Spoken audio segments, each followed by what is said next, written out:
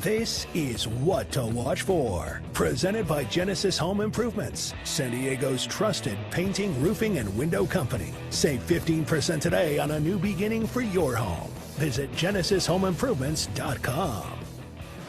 What to watch for here tonight. Can the Padres take an early lead? Something the Padres did well in that series against the Braves. In 2 out of the 3 games, they took a lead and they ultimately went on to win the ball game. The Padres are 27-9 this season when they score first. That is the 3rd best record in the major leagues when scoring first. So, typically when the Padres score early and they take an early lead, they strike first, they win a lot. Can they do that today against Roki Sasaki? Put Walker Buehler in a position to succeed. Pitch from ahead today. That's what to watch for in today's game. Can the Padres score early, take a lead, and ultimately find a way to win this one? Let's take a look at our pitching matchup. Walker Buehler on the mound for San Diego. Roki Sasaki on the mound for LA. Let's break down how today's starters are shaping up with our starting pitching preview. Brought to you by Harrah's Resort Southern California and the First Down Sports Bar in Funner, California. Don't just watch the match, experience the glory. Head to Funner for every World Cup match to enjoy stadium-level energy and amazing specials at the best sports bar in SoCal.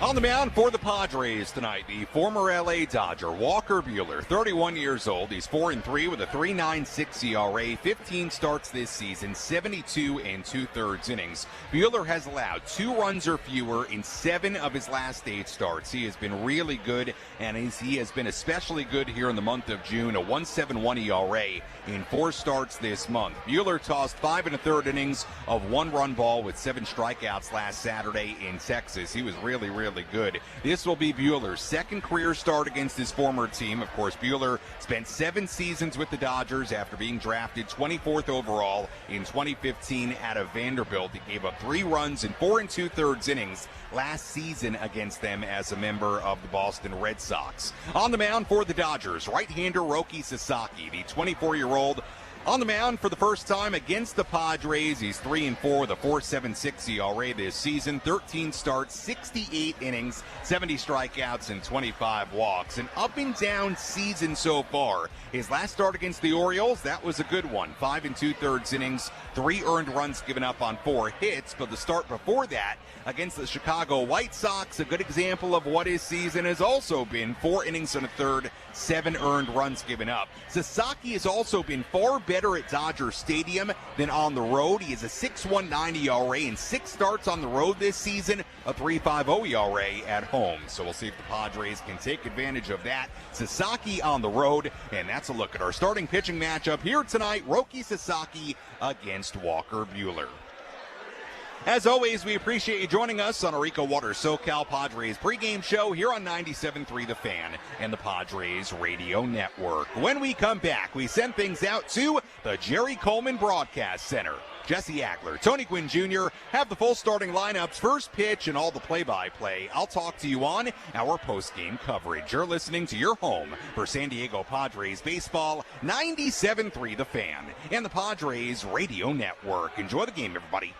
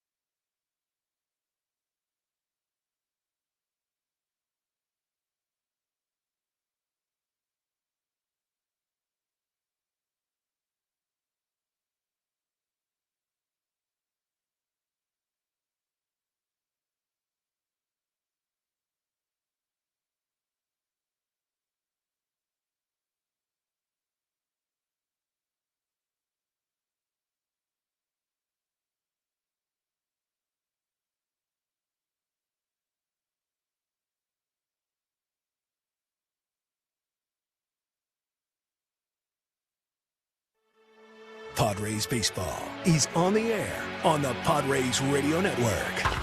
Number 350 for Manny Machado in his major league career. Merrill will jump, and he made the catch. Doctor, you can hang a star on that, baby. Padres baseball is proudly presented by Bill Howe Plumbing, Heating and Air, Restoration and Flood, Eco Water SoCal, Palomar Health, San Diego Jeep Dealers, The Window Depot, Valley View Casino and Hotel, Pine Solomon Personal Injury Lawyers, Baja Rick's Cantina, Miramar Kitchen and Bath, Fraser Farms Market, Amvutra, ASAP Drain Guys and Plumbing, Lineage Watch Company, San Diego Ram Truck Dealers, Genesis Home Improvements, Bada Fulkerson Law Group, Kaiser Permanente, Sin Lee Food, Jensen Meat, Timber Tech, Smile Spirits, North County Transit District, Valvoline Instant Oil Change, Sid's Carpet Barn, Hamul Casino Resort, San Diego Criminal Defense Attorney David P. Shapiro,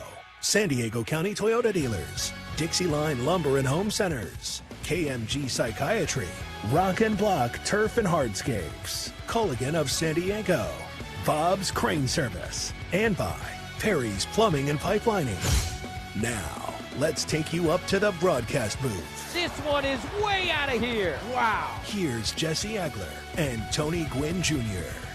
Petco Park, downtown San Diego, and Game 1 of a 3-game weekend series between the Padres and the Los Angeles Dodgers. Both teams coming in hot after a day off yesterday. The Padres enjoying their sweep of the Atlanta Braves earlier this week. Dodgers, same thing, day off yesterday. Swept the Minnesota Twins earlier this week at Target Field. And now here tonight, Walker Buehler will face his former team for just the second time ever, and the Padres will see Roki Sasaki for the first time ever. Hi again, everybody, alongside Tony Gwynn Jr. and our producer-engineer Dave Marcus. I'm Jesse Agler. So very glad to have you with us. Second series of the season between these two teams. Dodgers came in, took 2 out of 3 from the Pods back in May, and the first of 7 games in the next 10 days between these two teams. Always a lot of fun, obviously, when these two get together these days. No doubt about it, Jesse. And these two teams did not disappoint the first time they met. 2 of 3, all the games were close, and so now the Padres get a crack at it again, and they're coming in playing, I think, a little bit better baseball. The Dodgers certainly playing, they're doing their normal thing, and they get their first look at Roki Sasaki, and he's one of those guys who has, I think, thrown the ball well, but the last 2 outings have got a little bumpy, and he's definitely had his ups and downs throughout the start of his major league career. The Padres looking to see if they can take advantage of that. Yeah, he has not been a superhero necessarily. No. He's allowed 10 runs and 11 hits in his last 2 starts, and a common theme in those 2 starts, he gets off to a nice start and then a little bit of struggles as the evening progresses. We'll see if that's a theme we see today. All right, Walker Buehler, we've gotten to know him a little bit over the last several months. There is no universe in which he is not very fired up tonight. No universe, and I really mean that. Like, Walker is already pitches on the edge as it is, and he didn't spend a lot of time in Boston, but when we went back there first road trip of the season, he was anxious to get on the mound against his old team. He gets another crack at the Dodgers here tonight, and listen, I think he's throwing the ball as well as he has all season. I know that he wants to take it another step up here facing his own squad. Both teams had the day off yesterday. For the Padres, that'll be the last day off until the All-Star break. Look, not only because of the teams the Padres are playing in the next 2.5 weeks, but the amount of games they're playing in the next 2.5 weeks is a pretty big stretch here. No doubt about it. I mean, Dodgers, Cubs, Blue Jays, Diamondbacks, all in that mix. And, yeah, it may not be all because of the teams that they're playing, but this is a tough stretch as you head into the break. And, quite frankly, you'd like to play some of your better baseball as you head into the break, and that's what the Padres are looking to accomplish. I don't think they're looking at the standings. I don't think they're looking to close ground on the Dodgers. Of course, they want to do that by the end, but I think for them right now, it's more about them and what they have to do to become a better baseball team. We are starting to see some glimpses of that. No doubt about it. All right, that's the setup here tonight for Game 1 of this 3-game series. We'll take a break, come back. Tony's got the starting lineups for you when we return on the Padres Radio Network.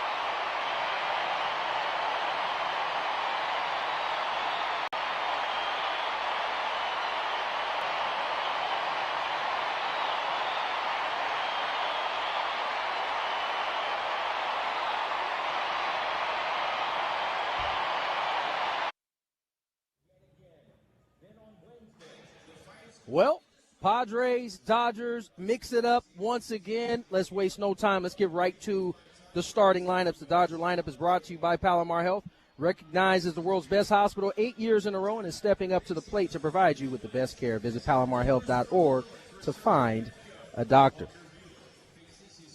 Not much has changed between these two teams. Dodgers 52-29 coming in to tonight's game. Shohei Ohtani is the designated hitter. He'll lead off for the Dodgers. Andy Pages will bat second. He'll patrol center field. Freddie Freeman will bat third. He'll play first base. Mookie Betts at shortstop. He'll bat cleanup. Max Muncy at third base. He'll bat fifth. Kyle Tucker will bat sixth. He'll be in right field. Tommy Edman in left field. He'll bat seventh. Dalton Rushing gets to start behind the dish. He'll bat eighth. And Alex Freeland will be the number 9 hitter for the Dodgers. On the mound, Roki Sasaki, 3-4 with a 4.76 ERA. Let's step away, take a break. When we come back, while the Padres starting lineup as well as first pitch here on the Padres Radio Network.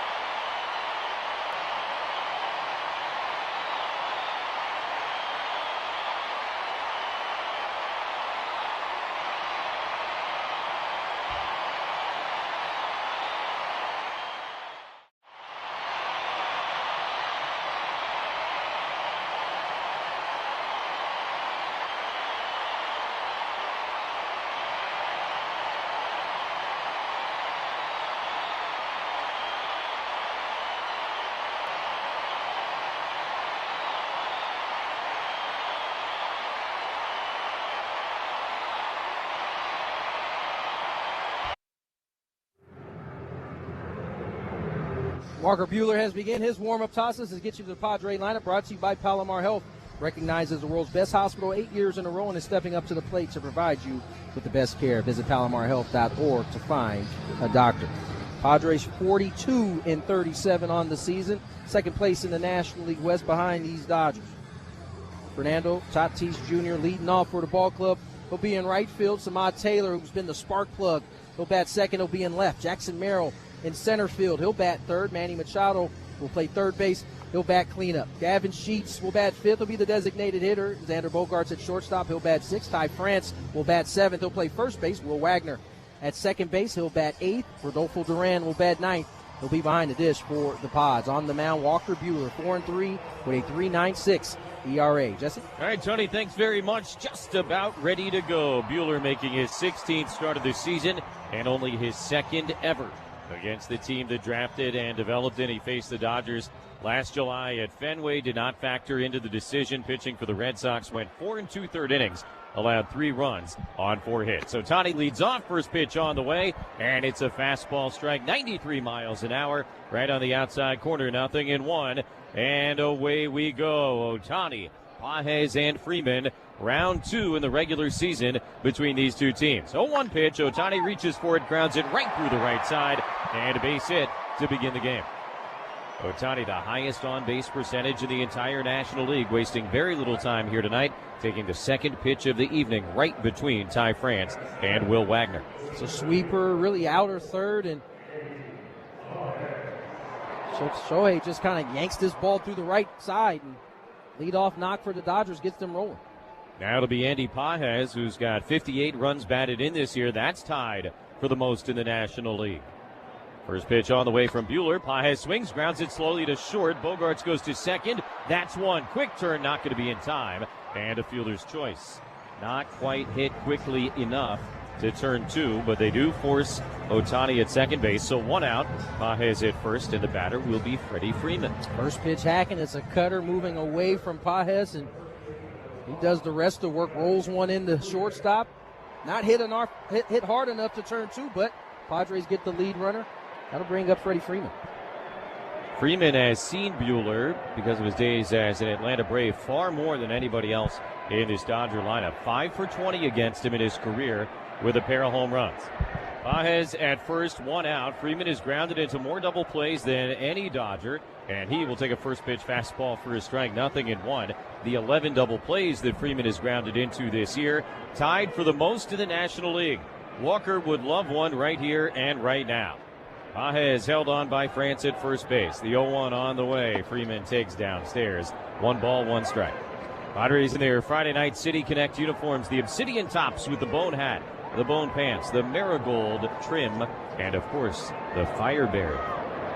Game time temperature 70 degrees, brought to you by Lineage Watch Company, San Diego's very own watch brand, and the official timepiece of the Padres radio network.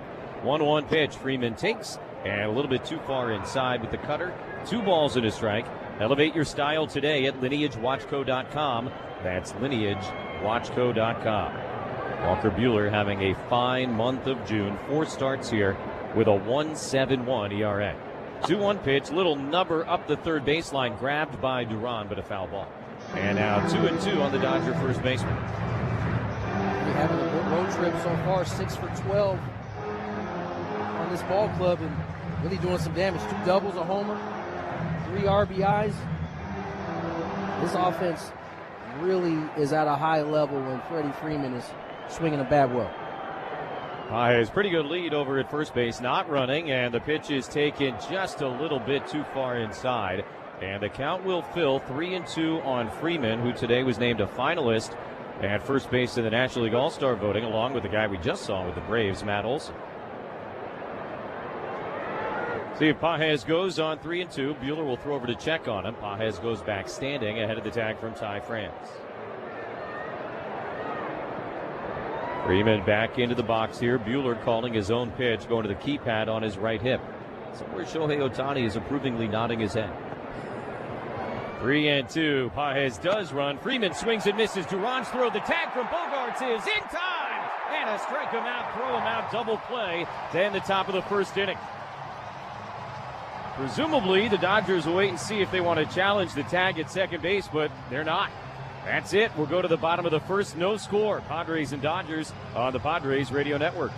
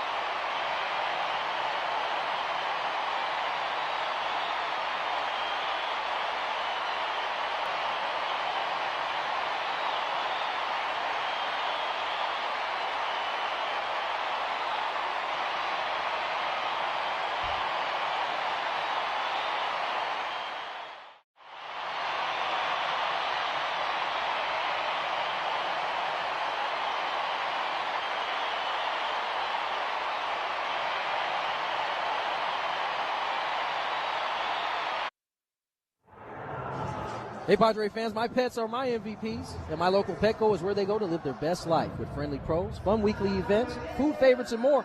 Petco, official pet partner of the San Diego Padres. No score, bottom of the first inning. Tatis, Taylor, and Merrill coming up against Roki Sasaki, making his 14th start of the season and his first ever against the Padres. Last year, in the regular year, he made 8 starts, and then a right shoulder impingement sent him to the IL, kept him off the Major League mound from May 10th until September 24th. So we did not see him. First pitch on the way, and Fernando will take inside ball 1. It was the splitter, and presumably we will see many of those here tonight.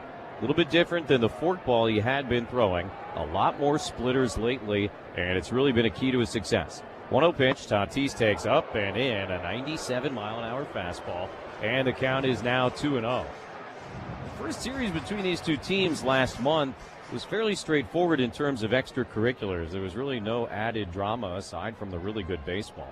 Don't expect any shenanigans here this weekend. 2-0 pitch is basically right down the middle, and a called strike, 2-1. The whole tone and tenor of this rivalry, I think, has changed a little bit a few times the last couple of years. It seems like it evolves every year. It's take a step in maturity, it seems like. 2-1 pitch is a good slider for a called strike, 2-2. You know, I think the Padres went from the team that felt like they needed to show the Dodgers something to now knowing they belong in terms of being on the field with these guys. I think you used the exact right word, maturity. 2-2, and a swing and a miss. Great splitter there, strike 3. 1 down in the bottom of the first inning. Samad Taylor coming up as he gets his first taste of Padres and Dodgers. That's the split. Looks a lot more like the heater out of hand. Gets Toddy to wave at it. Out number 1 here in the first. Sasaki getting a strikeout after falling behind 2-0. That kind of cuts against the grain of his trend. This is a guy that seemingly needs to get ahead. Taylor, right-handed batter, always a threat to bunt. The infielders are pulled in at the corners, and the first pitch slider is a strike, 0-1. To that point, 0-1. After 0-1, opponents hitting 186. After 1-0, 340. Wow, big difference. 0-1 to Taylor. Sasaki deals, and the pitch is a little bit outside. 1 ball, 1 strike. The veteran crew chief, Adrian Johnson, is calling balls and strikes. First base umpire Quinn Walcott. Ramon De Jesus is at second, and Paul Clemens over at third. 1-1 the pitch. And Taylor leans back, takes upstairs. 2 balls and a strike, 97 on the fastball, and that's about where he lives with that heater. So 2-1 to Samad Taylor, who's been in the middle of everything for the Padres as of late. 2 for 4, the big 2-run single in the win on Wednesday. Swings and misses, and a splitter here, 2-2. Finished the sweep of Atlanta 5 out of 11, and he has hit in 14 of the 15 games he has started in a Padre uniform. Hard to ask for much more than that. Energizer Bunny, I think Stammen called it. There you go. 2-2, Taylor takes low, and a full count now, 3 balls, 2 strikes. Obviously a small sample, 16 total games for Samad, but he's hitting .379, a homer, 11 RBIs, a double, and 6 stolen bases. He has worked the count full. Sasaki delivers, and Taylor able to knock it foul the other way, spoil a pitch, and make him throw another. Still 3-2 with 1 out, nobody on, a scoreless game, bottom of the first inning. He's just been a tough, annoying at-bat. He handles velocity. He does a whole bunch of different things with the bat. He can bunt. Pretty much every team has had to honor him until 2 strikes of every at-bat he's had at the big league level. 3-2 again. This will be pitch number 7. Sasaki deals, and a ground ball, foul at third. It'll roll over towards the railing of the Dodger dugout. So another pesky AB being put in here by Taylor. At the very least, driving up the pitch count for Sasaki, who has not been one of the Dodger guys to work deep into games this year anyway. That's why that is so important. These long at-bats, 5 from Toddy now, pitch 8 coming up here for Samad Taylor. 3-2 again. Sasaki delivers, and another foul ball. This one into the netting behind home plate. Sasaki has not shown an ability to have the stamina to maintain the type of stuff throughout a start. And so it's a big deal for the Padres to try to see as many pitches as possible here in this start for Sasaki tonight. This will be the 9th to Samad Taylor. Sasaki deals, and another foul ball straight back on a line into the netting behind home plate. He's finished 6 innings in only 3 of his 13 starts this year.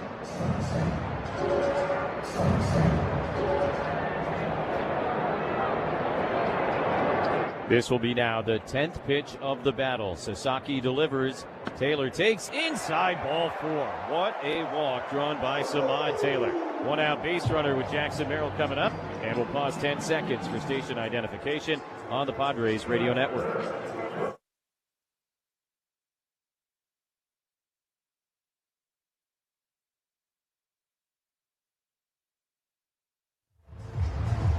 With Tony Gwynn Jr. and our producer-engineer Dave Marcus, I'm Jesse Agler. Scoreless in the bottom of the first inning against the Dodgers. Samad Taylor at first, 1 out, and Jackson Merrill takes a slider low, ball 1 from Roki Sasaki. Dodgers took 2 out of 3 here back in May. First 2 games were really tight, great, dramatic games. Dodgers won the rubber game 4-0.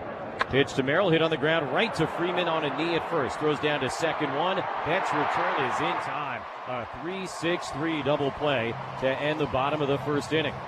Padres will hold it up, see if they want to challenge any part of that double play. They will not, and that's all for inning number 1. Head to the second, no score against the Dodgers on the Padres Radio Network.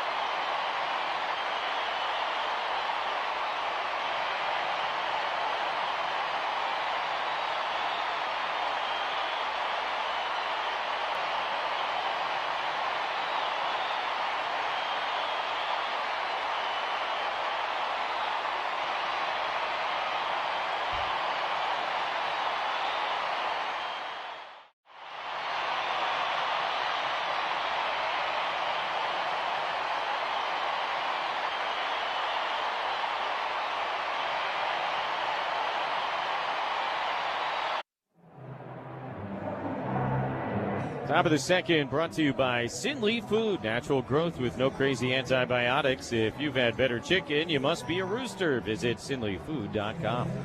No score, top of the second inning. Betts, Muncy, and Tucker coming up against the former Dodger, Walker Buehler.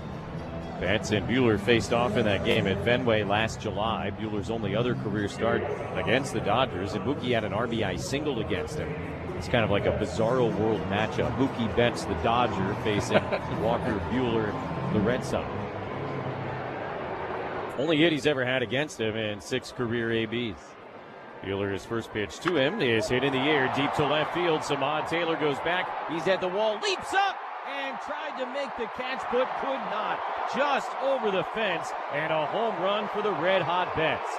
It is 300th career home run on Wednesday in Minneapolis, and now number 301 here in the second inning tonight. The Dodgers take a 1-0 lead. Tried to sneak the fastball top of the zone, and Mookie ambushing first pitch. Gets on top of it, a laser out to left field, and the Dodgers take a 1-0 lead. Mookie Betts heating up. Now 6 for 14 on this road trip. That's his second home run of this trip. Now Muncy, the left-hand batter, takes high, ball 1. Taylor crashed into the wall with his glove above the wall, in left field, and for a brief moment there, it looked like he had a shot to make a crazy home run robbery, but the ball ended up in the lap of a fan, I think. Haven't seen a great replay yet. 1-0, Muncy takes, and this time it's the breaking ball for a strike, 1-1. I thought he might have got a piece of that as he went up to go catch it. Looked like he missed it just to his left. Muncy takes, and a fastball, strike 1-2. Yeah, he kind of turned his glove at the last moment. Guy reached out, fan with two hands. He also missed it, and then it bounced and hit his buddy in the chin. So everybody whiffed. 1-2. Muncy takes downstairs. 2 balls and 2 strikes. Muncy also named an All-Star finalist today over at third base alongside Alec Boehm of the Phillies. Padres handled him okay in the series here last month. He was 2 for 10 with a double and 5 strikeouts. 2-2 from Buehler. The righty is ready now. The pitch, and Muncy takes way away. 3 balls and 2 strikes. Currently enjoying a 4-game hitting streak coming into tonight's game. Padres faced off against the Dodgers last night. He was the one who was hot coming into that series. Here's the pitch, and Muncy swings and misses. Strike 3. Second K of the day for Buehler. 1 down in the top of the second inning. Beautiful backdoor cutter there right on the outside corner. Hit it by Muncy for out number 1. Kyle Tucker back in the lineup for the Dodgers. Bats here with 1 out and nobody on. Starting in right field. He left their game Monday night at Target Field with back spasms. Hasn't played since. Takes outside, ball 1. So the Dodgers, I imagine, thrilled to have Tucker back in there. Although the first year in Los Angeles, at least so far, has not gone according to plan. Signed a big free agent deal, hitting .234, 6 homers, and 40 runs batted in. Takes on the outside corner, and a called strike, 1-1. And 1 for 9 with a single when they were here last month. Chasing more than ever. Numbers are way worse at home than on the road. Swing and a miss, 1-2. Those are the kinds of things that make you think, yeah, perhaps the contract is weighing on him a little bit. I think at this point, we should be expecting that. We see it really on a yearly basis. Guy signs a big deal, new place. Either a slow start or a slow year. 1-2 pitch is down. 2 balls, 2 strikes from Buehler. Seems like it's more rare now for a guy to sign a big deal and come out like gangbusters. Certainly a more than capable major leaguer, a 4-time All-Star with the Astros and Cubs, a World Series in Houston. Here's a 2-2. Tucker swings and misses. Strike 3. Back-to-back Ks for Buehler after the Mets homer. So 2 away. And the switch hitting Tommy Edman will come to bat. LA ahead 1-0 with 2 outs and nobody on in the top of the second inning. Another backdoor cutter executed to perfection on the lefty. This time it's Tucker who falls victim. Edman playing in only his 8th game of the season. Made his debut middle of last week after coming off the 60-day IL. Batting left-handed, he takes a fastball, strike 0-1. Edman had off-season ankle surgery. Remember, he played through that really, it seemed like all of last year. Finally got it taken care of this winter. 0-1. Edman takes upstairs. 1 ball, 1 strike. Just 97 games last year, but did tie his career high with 13 homers. Did good work against the Padres. Here's the 1-1. Edman fouls it back, strike 2. Tommy, of course, prepped at La Jolla Country Day, where his dad, John, is the head baseball coach. He's just a good ball player. Does everything well. That's why the Dodgers love having him in this lineup. So versatile as well. 1-2 pitch coming. Buehler at the ready. He will deliver. Edman swings, lines it into right center. Long run. Jackson Merrill won't get there. Has to play it on 1 hop. So a 2-out single for Tommy Edman will extend the top of the second inning. And aboard for the most talked about of all the Dodgers in the last 48 hours or so, the young catcher Dalton Rushing. I don't know if you could just say the 48 hours. It might be the most talked about Dodger outside of Ohtani during the whole course of the season. Not a good thing, by the way. I would agree. I don't think they would like that. I don't think he would like that. Left-handed hitter, and Buehler's pitch to him, sent to the air, center field, straightaway deep, but should be playable. Merrill's back, and at the edge of the warning track, he'll reach up and make the catch to retire the side. Dodgers get one on the Betts homer, middle of the second. They've got a 1-0 lead, and now here's what's happening at Valley View Casino and Hotel, San Diego's favorite.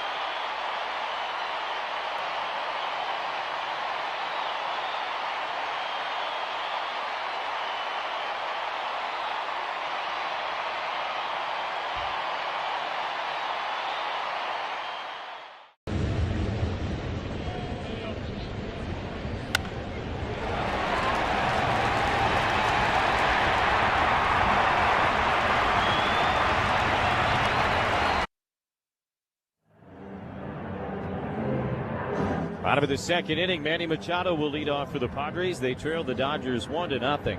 Padre cleanup hitter brought to you by Perry Plumbing and Pipelining. The plumbers other plumbers recommend. Machado, Sheets, and Bogarts here against Roki Sasaki. LA ahead on a Mookie Betts home run, which came first pitch at the top of this inning against Walker Buehler. Buehler came back, struck out the next two guys, and then got Dalton rushing to fly out and end the inning. So a good bounce back after that first pitch home run. No snowballing of any kind. And now the Padre offense will try and answer back, something they have done a much better job of recently. Sasaki at the ready, now the pitch. And Manny swings, knocks it foul in the air, out of play right side. Stat of the day brought to you by Culligan Water of San Diego, providing advanced water treatment solutions, including softeners, filters, and bottled water, ensuring cleaner, safer, and great tasting water for homes and businesses since 1936. Talk about close games between these teams. Here's the 0-1. Machado takes downstairs. 1 ball and 1 strike.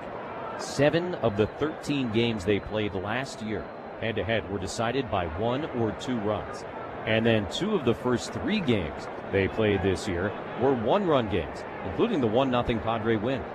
Here's the 1-1. Machado takes low again. 2 balls and a strike. So picking up kind of right where we left off, and it should be no surprise. No surprise at all. These two teams, when they mix it up, usually boils down to something late. Who makes the mistake first? 2-1. And Manny takes a good slider for a called strike. 2-2. That pitch has a lot of sharpness to it so far here early tonight for Sasaki. Now Manny will use his timeout. Yeah, the Padres won the first game of that series 1-0, and Duhar homered in the first inning against Yamamoto. That would be it. King and Yamamoto were both brilliant.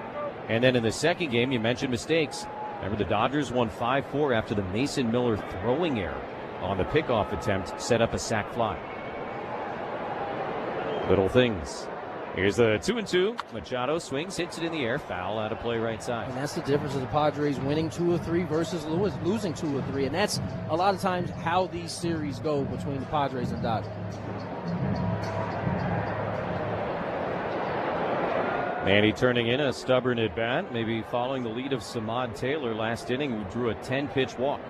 2-2. Manny fouls it back over the netting behind home plate. Let the split up and in the middle of the plate.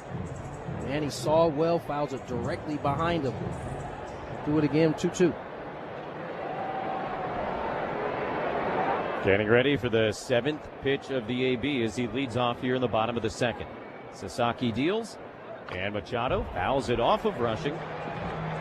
So the count remains 2 balls, 2 strikes. That was a 100-mile-an-hour fastball from Sasaki, and Manny knocked it right off the catcher's mask. That caught Rushing flush. And it's Adrian Johnson, home plate umpire, giving him a little bit of time.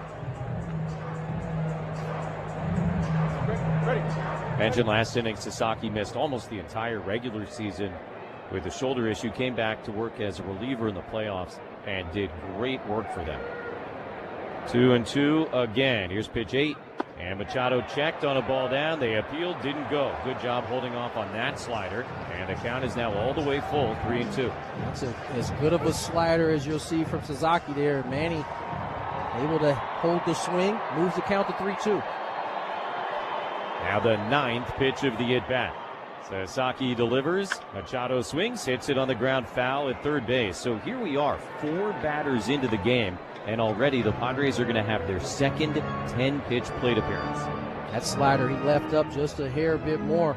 Tried to go back to it. You like the confidence, if you're the Dodgers, him going right back to that pitch after Manny laid off a good one. 3-2 again. Here's pitch 10, and Machado takes inside ball 4. Unbelievable. These are the type of stubborn at-bats that we are starting to see more of from the Pods. I'll bring up Gavin Sheets.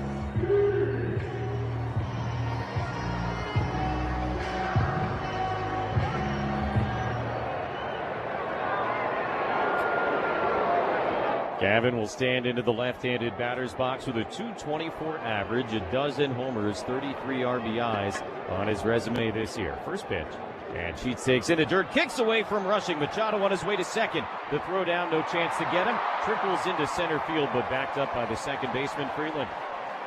Not exactly the best decision to even make that throw by Rushing, but either way, no harm, no foul. And Manny advances on a wild pitch. Almost made the initial mistake, which wasn't his fault, worse by attempting to throw down the second base. Fortunately, everybody was where they needed to be as they prevent Manny from getting an extra 90 feet. So first guy in scoring position for the Padres tonight. Potential tying run standing out there with nobody out. Sheets takes, and that slider backs up, misses outside. 2-0 on Gavin, who comes in feeling very confident with that bat in his hands. Not just because of his baseball skills, but thanks to his golf game. Here's the 2-0 from Sasaki. Sheets takes outside, ball 3. Gavin spent the off day yesterday, or at least part of it on the course. Hit a hole-in-one. The 4th of his life. Those don't know Gavin Sheets. They can do some golfing. Not bad. 3-0. And Sheets takes down the middle. I asked him if the 4 led the team. He did not hesitate. Oh, yeah. Gavin's not the type to hold back on that kind of thing. So now all I got to do is homer.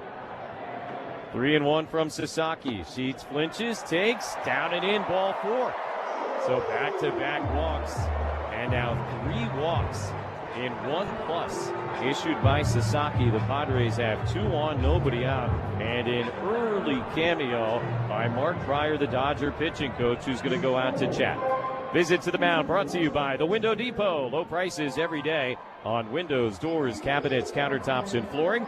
All in stock and ready to go. Visit the showroom in National City or check them out at thewindowdepot.com. The Window Depot, more than a window store.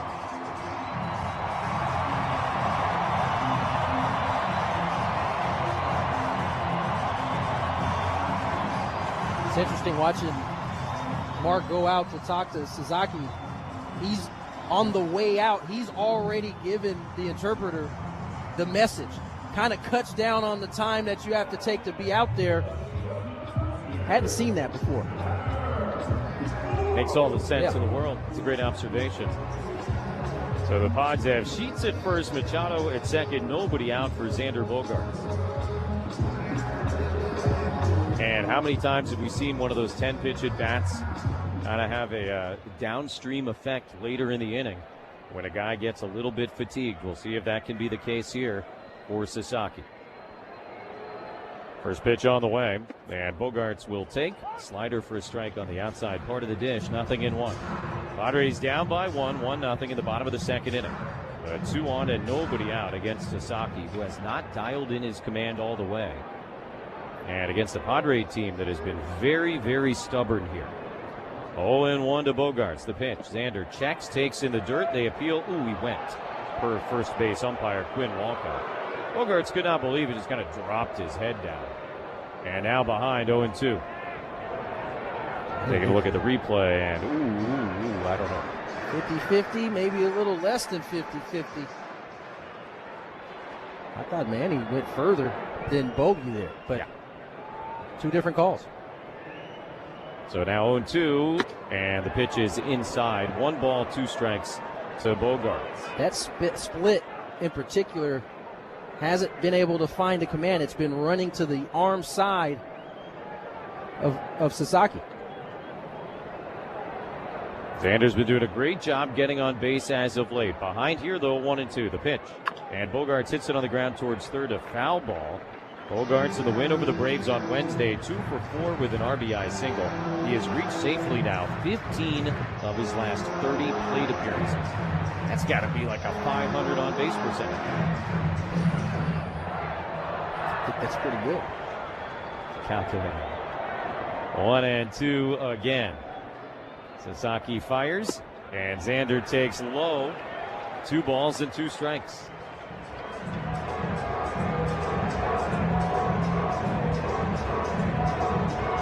Boy, the lack of chase so far in this game has been very impressive. 37 pitches from Sasaki, only 20 strikes. Runners lead the 2-2. Bogaerts in the air to center field on a line, and caught by Pages, who comes in. The runners will retreat, and 1 away. It's a team that looks like they're hunting the heater right now, laying off a lot of good splits and sliders, or just taking them for strikes. But they're 2-2 count, and Bogey all over the 99-mile-per-hour heater on the inside corner. Now the only Padre who has ever faced Roki Sasaki. Ty France, who did so in the World Series last year as a member of the Blue Jays. First and second, 1 out. France swings and misses at the splitter, strike 1. Ty saw him in the 8th inning of Game 3 of the World Series. Grounded out against Sasaki. It was actually a good ground out, and then it advanced a couple of runners. The craziest thing about that is they faced off in the 8th inning of that game. There would be 10 more innings in that game. Here's the 0-1. France swings and misses at a fastball, strike 2. And that's the tough part. Sasaki, with that first pitch split, finally got it in the zone and was able to drop it below. That pitch followed by a high heater, that's what's going to make it complicated if Sasaki can continue to land that split. Sheets and Machado take their leads. The 0-2. Ty swings, hits it in the air, left field and deep. Edman is back. He's going to watch this one. Going to go! Ty France, a 3-run homer. He puts an 0-2 pitch over the left field wall. And for the second consecutive game, exit stage left for Ty France. And the Padres lead it 3-1.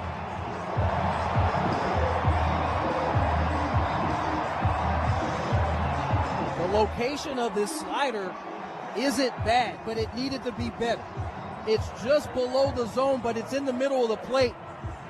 Ty saw it. You could see him stop his body as he recognized it, and that ball looked just like the ball on Wednesday. 3-run shot for Ty France. That was the Padres' first hit of the game, and what a hit it was, brought to you by Bob's Crane Service. Here's Will Wagner, left-hand batter, swings at the first pitch, grounds it to Freeman well off the line. He'll flip to Sasaki in time, 2 away.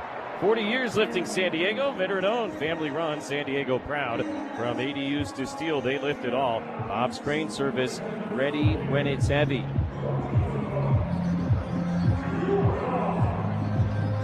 Man, oh man.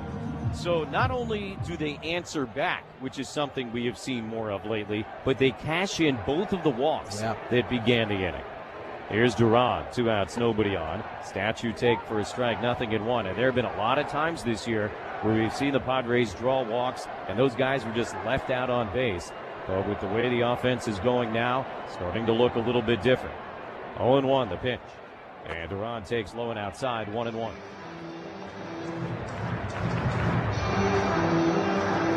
Padres 3, Dodgers 1 in the bottom of the second inning. Ball and a strike to the number 9 hitter, the pitch. And Duran swings, pokes it in the air off the end of the bat to center field. Pages kind of measuring it up, jogs in. He'll reach up to make the catch to end the inning, but the damage is done.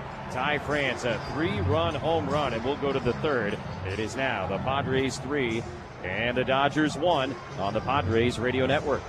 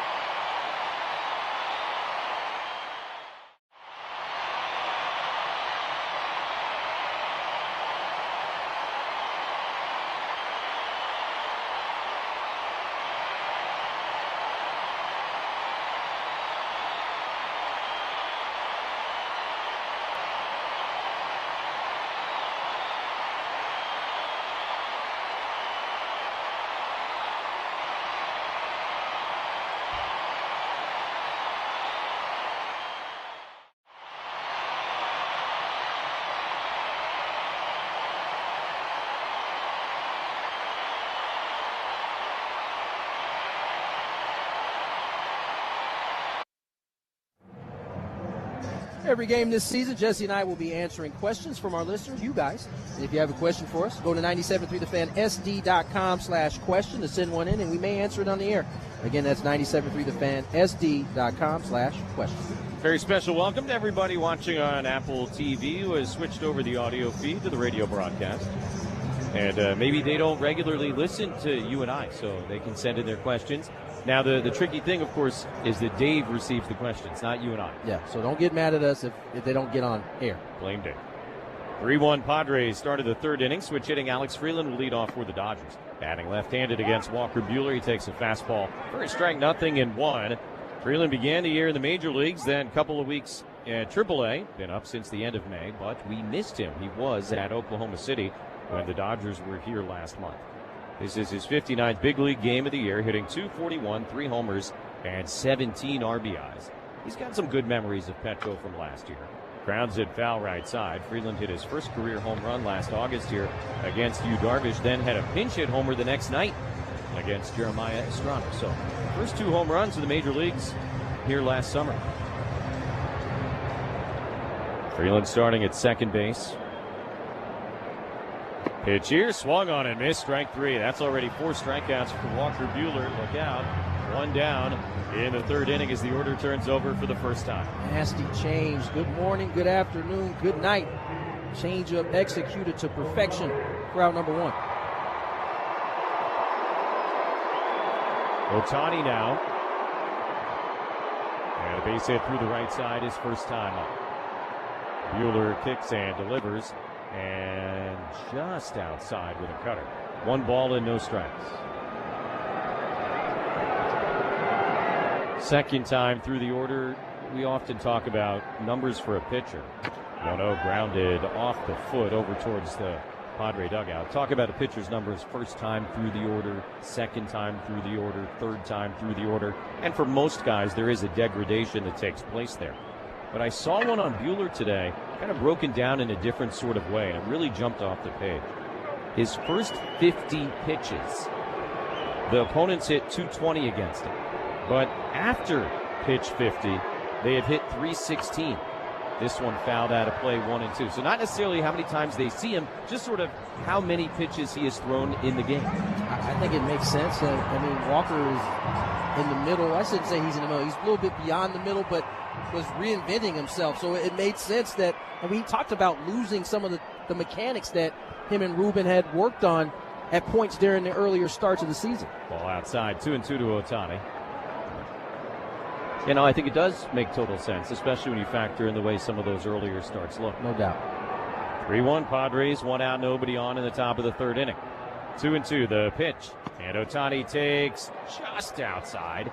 3 balls and 2 strikes. I would love to look at what those 50 looked like in the last 4 or 5 starts for Walker Buehler after pitch 50. We'll get Dave on it. Here's the payoff pitch. Ohtani takes strike 3 call. Cutter ran over the heart of the plate and throws him. 5 strikeouts already for Walker Buehler. Back-to-back Ks here in the third. 2 down and nobody on base. I tell you what, right now Walker Buehler has unbelievable feel for that cutter, that backdoor cutter on the arm side. This one splits the black in half as he gets the punchy. Ohtani tried to walk towards first, but he knew it, turned around and walked right back to the dugout. Now Pages, and he will take a slider for a called strike. 0-1. 5 of the first 8 outs for Walker Buehler via the strikeout. 0-1. Pages takes away high. Dodgers center fielder, 0 for 1, reached on a fielder's choice in the first inning, and then he was thrown out as part of a strike him out, throw him out double play to end the top of the first inning. 1-1. Buehler deals. Pages takes. That's right down the middle. Fastball at 94, and it's 1-2. Walker Buehler might be the only pitcher in the big leagues that has a different attire. When he had wore sleeves, I believe his last start, we've seen him with the pants up. Usually starting pitchers, they don't mess around with their uniform. Walker going with the guns out here in tonight's game. 1-2. Pages swings, grounds it foul at third. Now, back in the old days, of course, he wore the tightest pants of any pitcher maybe of his era. I don't even know if they can make pants that tight any longer. That, I believe, is what he told us.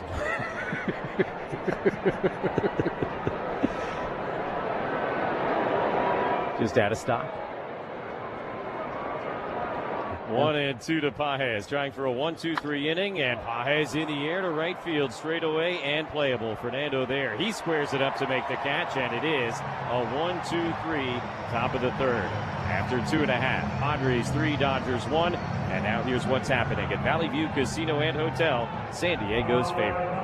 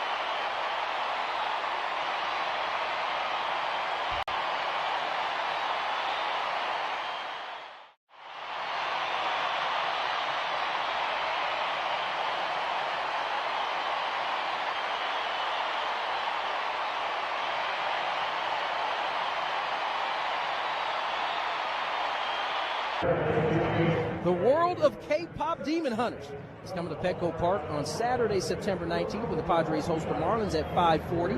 With the purchase of a theme game package, score a light-up bobblehead featuring members of Huntrix, wearing Padres jerseys. Visit Padres.com/theme games. Top of the order in the bottom of the third inning. Padres will come to bat looking to add to their lead against Roki Sasaki. Tatis, Taylor, and Merrill all for the second time. First pitch on the way, and Fernando will take at the bottom of the zone a 98-mile-an-hour fastball for a called strike. 0-1. Padres have one hit in this game, but they've already drawn 3 walks against Sasaki, and they have run his pitch count way up. Here's the 0-1, and a swing and a foul tip held by Rushing. 0-2. Sasaki is approaching 50 pitches as he starts here in the third, 10 of which were thrown to Samad Taylor during a walk in the first inning, 10 more a walk to Machado in the second inning. And the only hit, the Ty France 3-run homer in the second.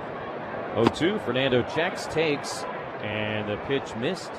Down, 1 ball, 2 strikes. Kind of awkwardly received by Rushing. Thought he might challenge it. Thought they might ask for a check swing appeal. Neither thing happened. So new life for Tatis. And the count is a ball and 2 strikes. Sasaki deals. And Fernando again checks, takes low. 2 balls and 2 strikes. The pure stuff from Roki Sasaki is pretty special. You can see it. You can see why they are infatuated with this young man. 4 seasons in Japan, a 2.02 ERA. Here's the 2-2 pitch. Fernando takes in the dirt. He has worked it full. 3 balls and 2 strikes. Back in 22, pitching in Japan, he threw a 19 strikeout perfect game. At one point, he struck out 13 consecutive bouts. He's got that kind of stuff. I don't think there's any question. Can he hone it? 3-2 to Fernando. And Tatis takes a little bit outside. Rushing going to challenge the ball for a call. It's going to be close. Catcher challenging the call of the ball. Fernando going to kind of hang around the general home plate area, and it is strike 3. Right at the knees, right on the outside corner. I'd argue it's perfectly placed by Sasaki at 97 miles an hour, and 1 away. No argument. It is perfectly placed. Right at the bottom of the zone.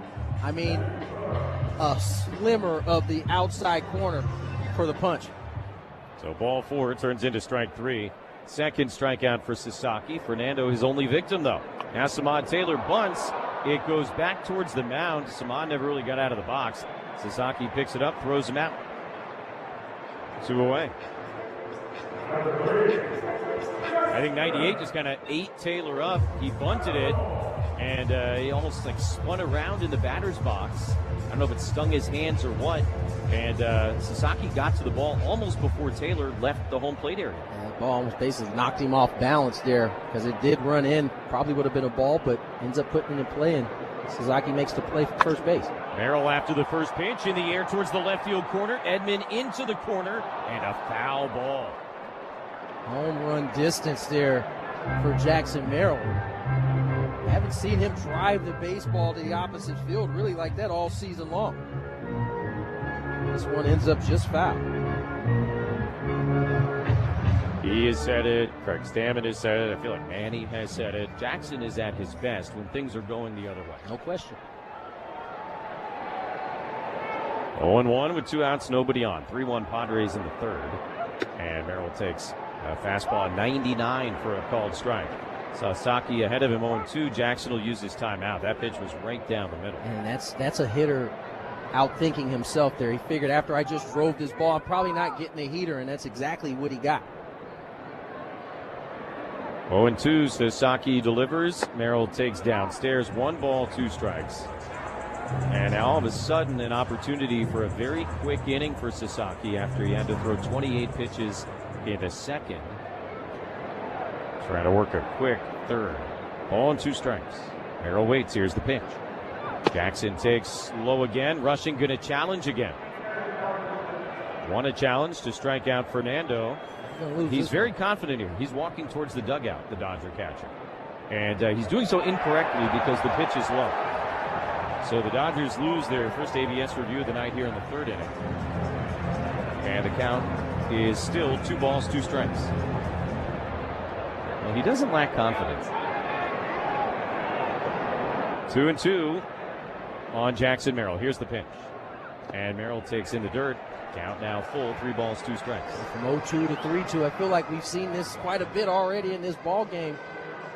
Pitch 58 coming up here for Sasaki.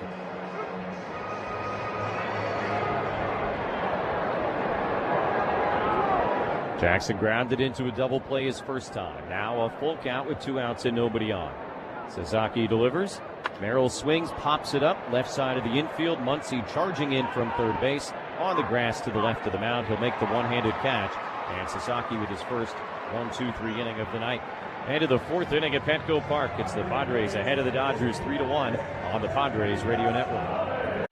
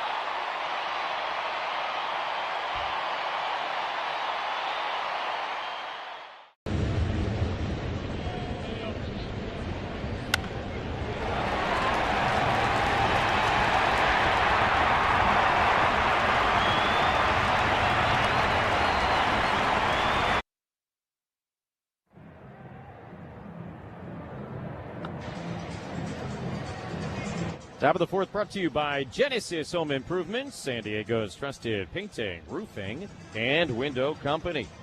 Freeman, Betts, and Muncy coming up for the Dodgers against Walker Buehler. Padres kind of got Freddie Freeman's season going a little bit when he came here last month. He went 4 for 11 with a homer and 2 doubles in that series. He was hitting .257 when he arrived in San Diego. Since then, he has hit .322. Struck out, though, as part of a strike him out, throw him out, double play his first time up. Can't do that here. And he takes down and in from Buehler. 1 ball and no strikes. Slider near the feet. Almost looked like Freeman shot a lookout to Buehler after that. 1-0 to the Dodger first baseman. And Freeman takes a slow breaking ball again in the dirt. 2-0. Freeman 4 home runs in his last 9 games here at Petco. 2 balls, no strikes, the pitch. And Freeman will take at the bottom of the zone. That's a fastball, strike 2-1. Had a big series in Minnesota. Remember, they just swept the Twins. Went 6 for 12 with a homer and 2 doubles. So he's coming in hot. 2-1 pitch. And Freeman takes power for a strike. And from 2-0 to 2-2. The Dodger leadoff hitter here in the 4th inning with the Padres leading 3-1. A couple of home runs in this game have provided all the scoring so far. Betts in the 2nd, and then France in the 2nd. Pitch here, down and in again by the feet. And a full count, 3 balls, 2 strikes.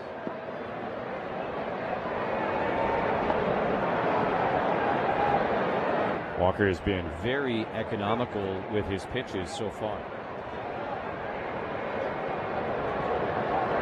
Rare full count here tonight. Payoff pitch.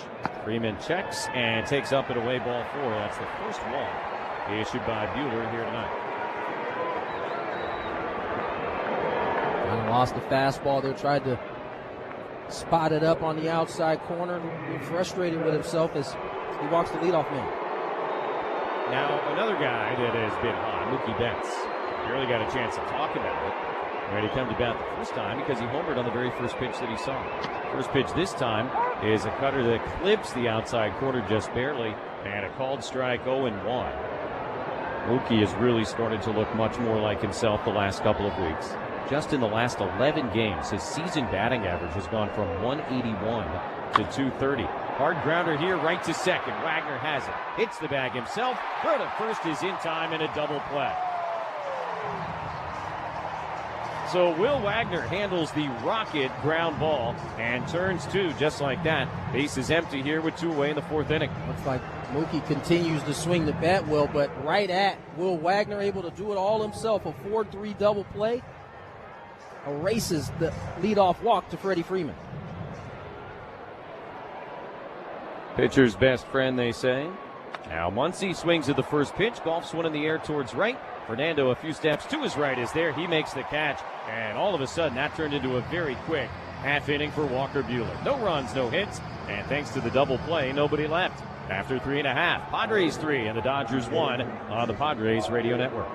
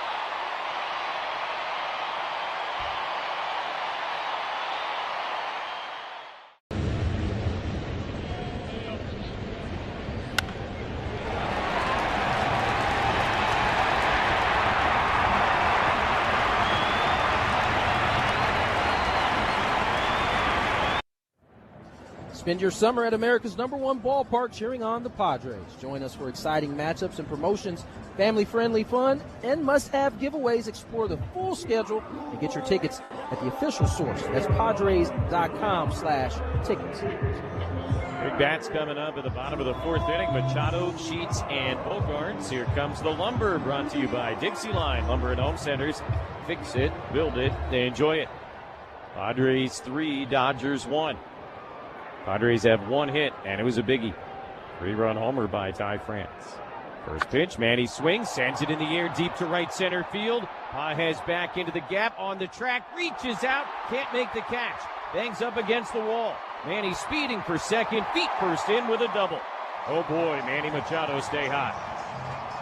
Now 7 for his last 19 with 5 extra base hits. And the Padres in business here in the 4th inning, a leadoff double. 4 for 11 on the homestand. And I'll tell you what, Pages, I don't know if he heard footsteps or he thought this wall was closer. He had a beat on it and kind of stopped. This ball ends up hitting the middle of the wall, and certainly Manny will take the double to begin this 4th. We always talk about how fickle this game is. That guy made the most fearless, incredible catch in World Series history back in October, and not there. Here's Sheets, and Gavin takes low ball 1. Remember, Machado and Sheets threw the back-to-back walks to start the 2nd inning. And a couple of batters after that, Ty France hit the home run. To your point, though, it certainly seems like Manny Machado has started to figure out the swing and is looking better and better at seemingly each and every game. 1-0 to Sheets. Gavin swings, pops it up off the end of the bat. Foul ground third base. Muncy pretty much in the coach's box there. Will make the catch, 1 away.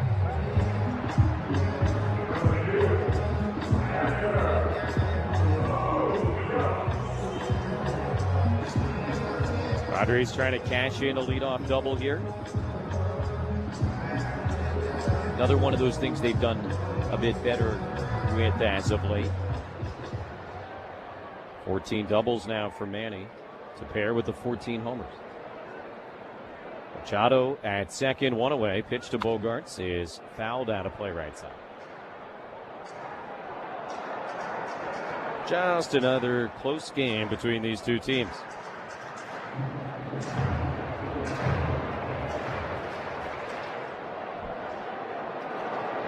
Bogarts staring out at Sasaki, who comes set. 0-1.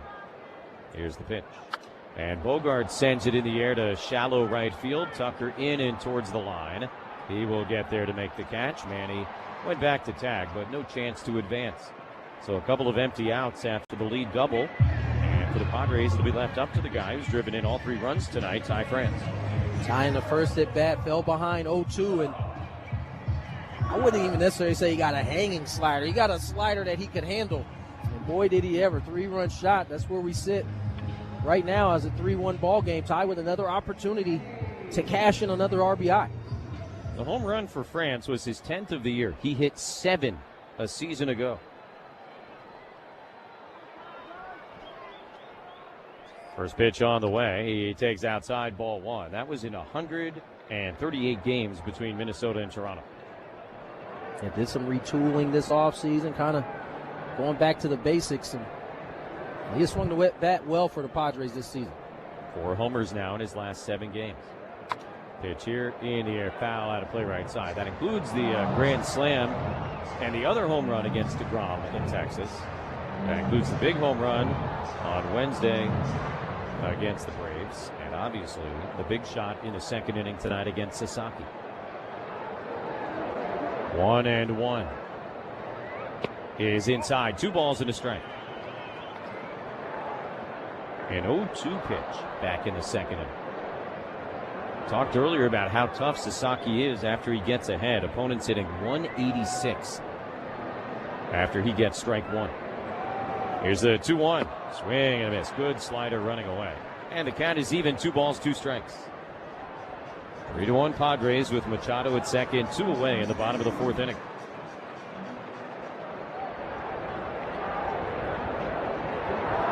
Trying to cash in the leadoff double. Here's the 2-2 pitch. France fouls it back into the net.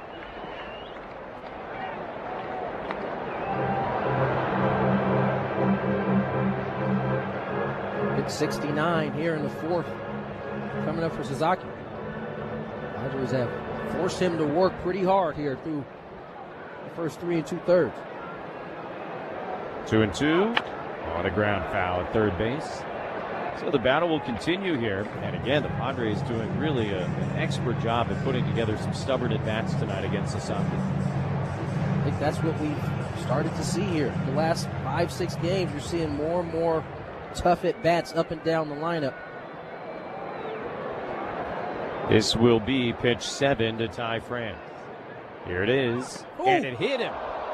Came up and in, caught him on the left hand.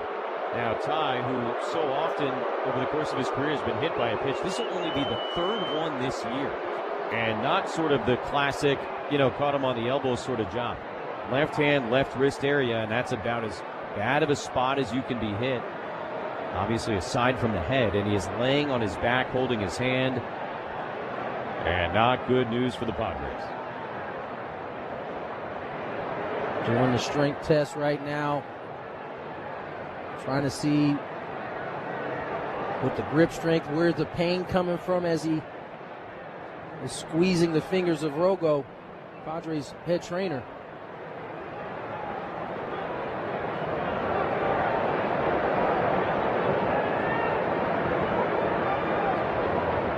Craig Stammen with him as well. We're getting our first look at the replay.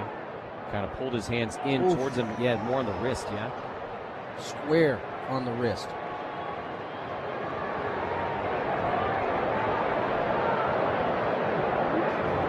Immediately dropped the bat and dropped to the ground.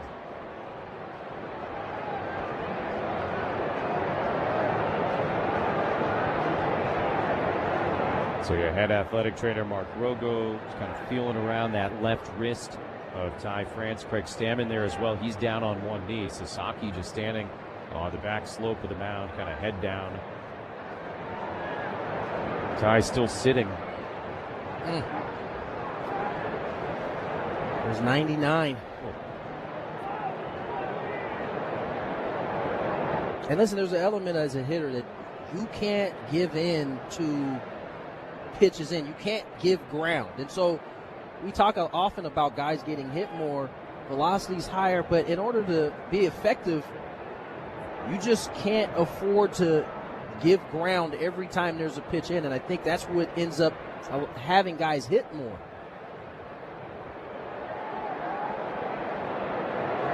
I think he's going to try to stay in this game. Being helped to his feet now by Mark Grogo. Gets a pat on the back from Craig Stammen. You can see Dalton Rushing, the catcher, checked on him. Ty said to him, "I'm all right." And he will head to first base. Now, staying in now is a wait and see. Yeah. He's got to be able to, remember, this is his left hand. So that's his catching hand. He's got to be able to squeeze that glove, be able to turn that wrist over on a backhand. Those are things that, when you're going through the testing, don't pop up. And so we'll see if he's able to stay in this ball game, because it certainly changes a bunch of different things for the Padres. Remember, this Gavin Sheets is the designated hitter. He's usually the other first baseman. So France at first, Machado at second, 2 away for the left-hand hitting Will Wagner, and he will take low ball 1. Sasaki, by the way, after that whole layoff, I don't think he took a warm-up pitch. A little bit unusual. Freeman playing behind France at first, so Ty's got a good lead over there. 1-0, and Wagner takes low again. 2 balls, no strikes. So first and second, 2 outs. Padres attempting to add to their 3-1 lead here in the bottom of the 4th inning.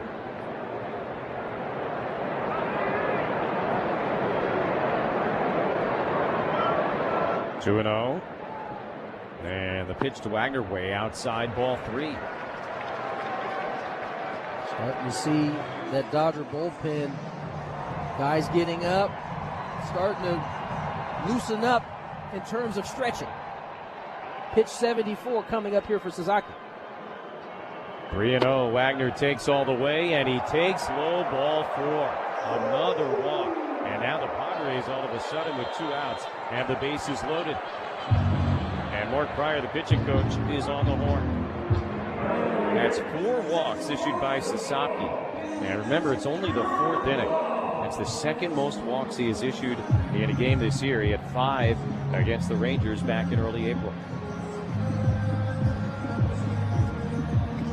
So an opportunity here, 2 outs.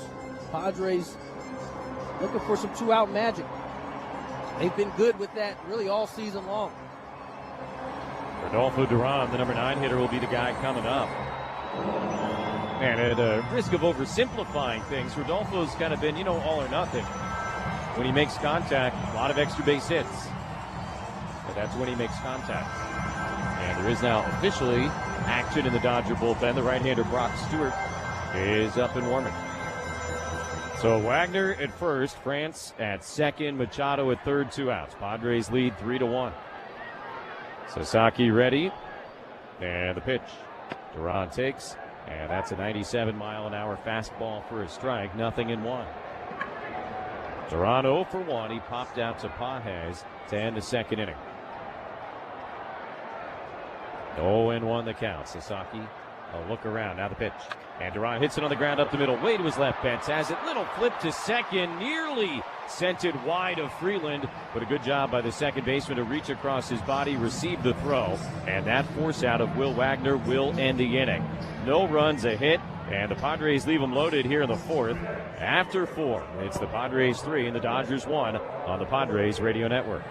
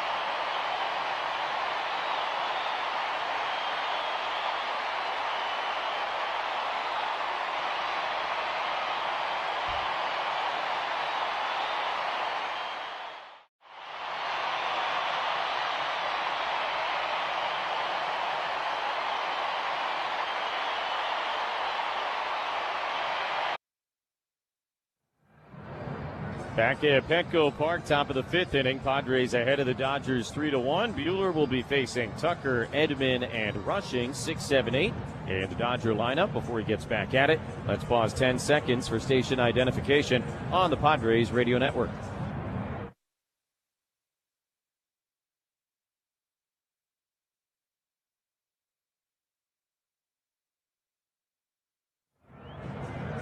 With Tony Gwynn Jr. and our producer engineer Dave Marcus, I'm Jesse Agler. Padres 3, Dodgers 1. Top of the 5th inning, Kyle Tucker leads off against Walker Buehler. Takes a fastball strike, 0-1. Tucker 0 for 1, struck out swinging back in the 2nd inning. Buehler has been very, very sharp so far. That is continuing a trend here this month. 0-1 pitch, Tucker in the air to left field. Samad Taylor racing in over towards the line. Long run, he'll get there and make the catch, 1 away. Today's question of the day brought to you by Kaiser Permanente. If you have questions about your health, visit kp.org/San Diego. Kaiser Permanente, a better idea for health care. As the switch hitting Tommy Edman stands in, our question comes from Sam in Lake Forest, who asks, do all broadcasters keep a paper scorecard for each game? What do you like about keeping score on paper versus just looking up the play-by-play using an app? Sam, that's a good question because you're right. With today's technology, you can just kind of follow along on the computer or the tablet, and you don't necessarily have to keep score. Edman will take a strike, 0-1. But I think every announcer we know still keeps score. Do you know one that doesn't? I don't. Yeah, I don't either. Though I feel like there's one guy who stopped, one color analyst on TV. Pitch is high, 1-1. I need it. Yeah. I like to be able to refer back at all times. And if I have it at my disposal, like at my fingertips, I just feel that it's a better way to go about it. Keeps you engaged. For me in person. Now, sure. I am a digital guy. That's the difference, yeah. Right? That's the key here. I still have like an actual physical scorebook. Tony has stepped into the 21st century. Yeah, I have a scorebook that I use. I have a pen. It's digital though. 2-1 outside. So on those days where Dave Roberts wants to change up his lineup, nothing but a little lasso and scroll back up. I can move pieces around, no erasing. It's a much more cleaner system for me. 3-1 to Edman in the air, deep down the right field line, hooking towards the pole and foul, banging off the wall. 3-2 down to Tommy Edman with 1 out and nobody on. 3-1 Padres in the top of the 5th inning. So yeah, Tony's got a cool program on his tablet, PDF scorecard, and he's able to write all over it, all the cool different colors. I'm very jealous. But also, I don't think I could do it. We have this conversation daily. 3-2 is a little bit down. Ball 4 to Edman. Second walk issued by Buehler. And a 1-out base runner for the Dodgers here in the top of the 5th inning with Rushing coming to bat. He totally could do it. Just has not quite jumped over to my side yet. I really want to, but I do so much quick flipping back in my book that I just don't know. That he does, yeah, for sure. I can do it. Rushing, a left-hand hitter, will take a strike. But yeah, I think maybe one TV analyst in the whole league doesn't actively keep score.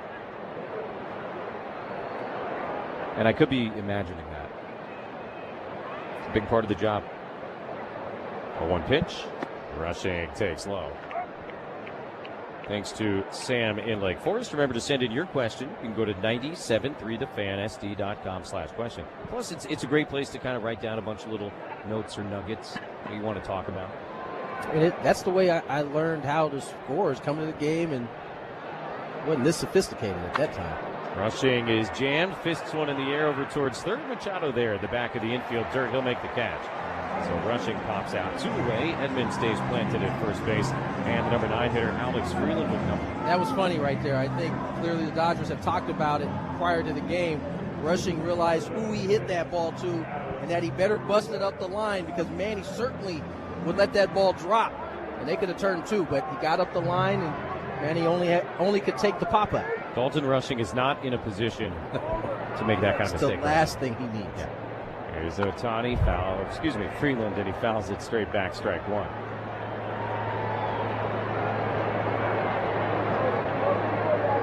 Been a tough, I said few days, you correctly said year for Dalton Rushing.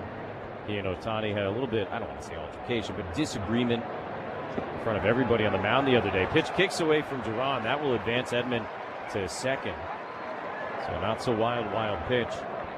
And now 1-1 on Freeland. I imagine most people have seen the video of that, but rushing very, I think strong-willed, stubborn, whatever, adjective you want to use. And he's rubbed some people the wrong way. And I don't know that anyone has ever seen Shohei Ohtani on the baseball field get upset before about anything. But there he was getting upset at Dalton Rushing the other day. 1-1 is downstairs, 2 balls and a strike. At least from what I gather, Dalton is super competitive. He has high expectations for himself. And was, just in a position where the youth of his time at the big league level. Ground ball to second base. That should do the inning. Wagner's got it. And the throw to first is in time. Walker Buehler is on a roll. No runs, no hits. Edman left at second base. Midway against the Dodgers. Padres lead at 3-1 on the Padres Radio Network.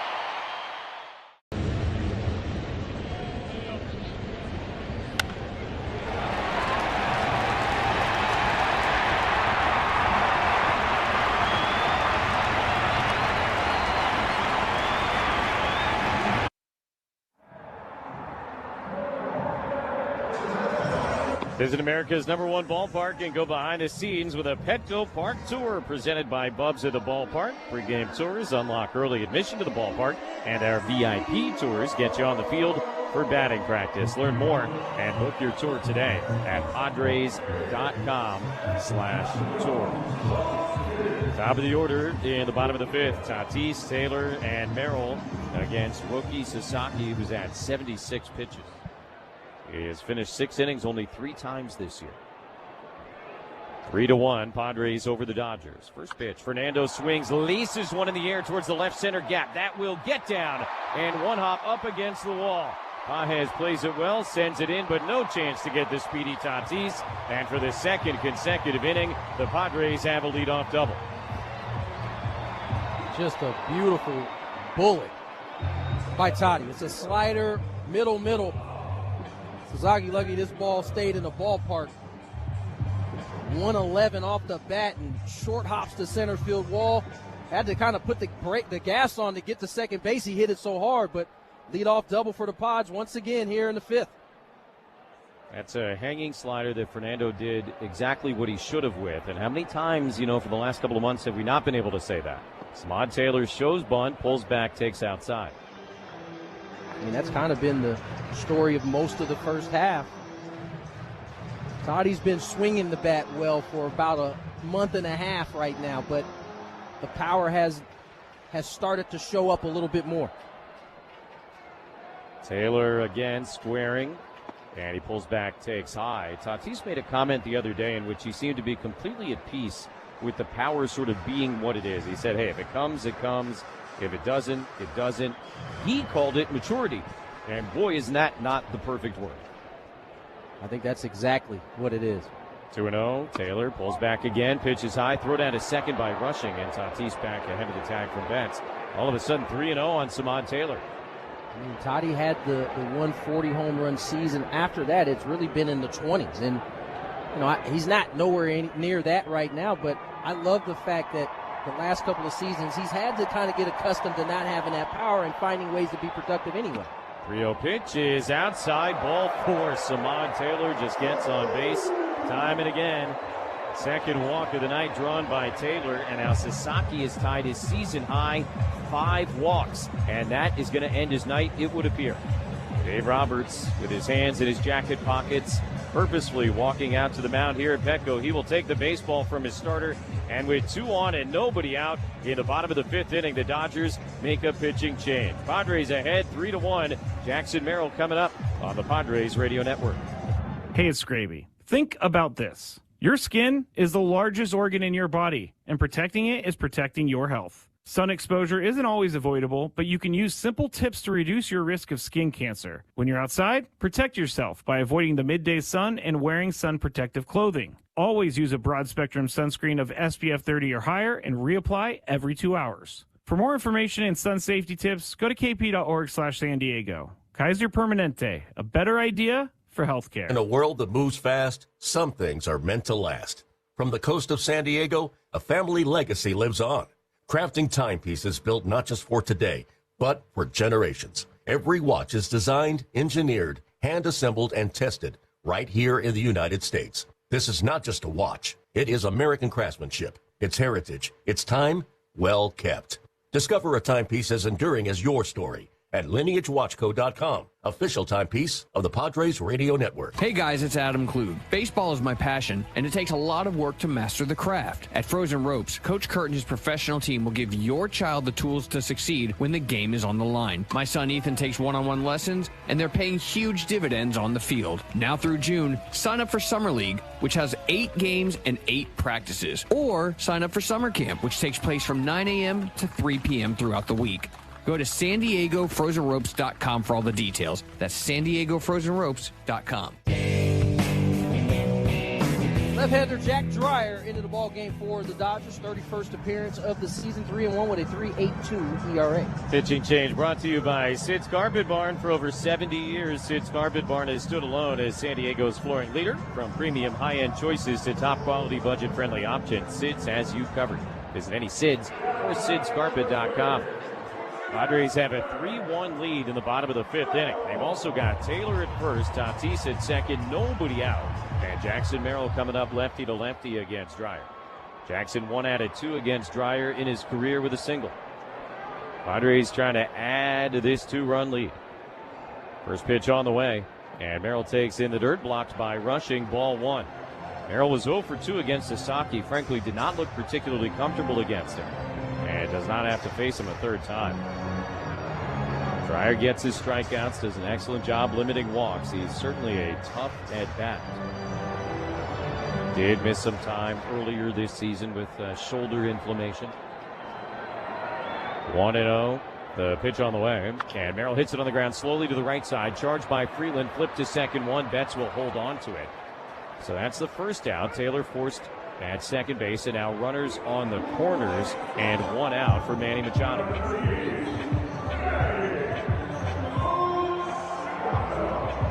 Padres have first and third now for Manny Machado. Doubled in his last AB. We continue to keep saying his stroke looks back to normal. Big spot here in the 5th. Padres were unable to cash in Manny's leadoff double last inning. They did cash in his leadoff walk in the second. See what he can do here and an RBI opportunity. So he's excelled as a table setter. Now trying to drive in a run, 2, maybe 3. First pitch on the way. Machado takes high, 1-0. Just a couple of career at-bats against Dreyer. 0 for 2 against him. Merrill at first, certainly a threat to run, especially with Tatis at third base. Dreyer looking right at him. There he goes. Pitch is taken. No throw from Rushing. And an easy steal of second base for Jackson, his 16th of the year. The pitch was a strike. So now 1-1 on Machado, but 2 guys in scoring position. Just knew they were not going to take a chance trying to throw down the second there with Toddy at third. So They'll concede the stolen base, second and third now, and now they'll intentionally walk Manning. That'll go lefty to lefty. Sheets with the bases loaded, one out.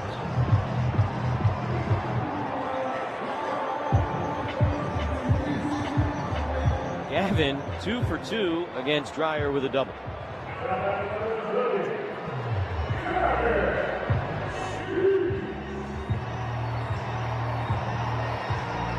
Machado at first, Merrill at second, Tatis at third base. Padres with a 2-run lead in the bottom of the 5th inning. Dreyer ready, first pitch is in the dirt. Stopped by Rushing. Good job to keep it in front of him. Ball 1.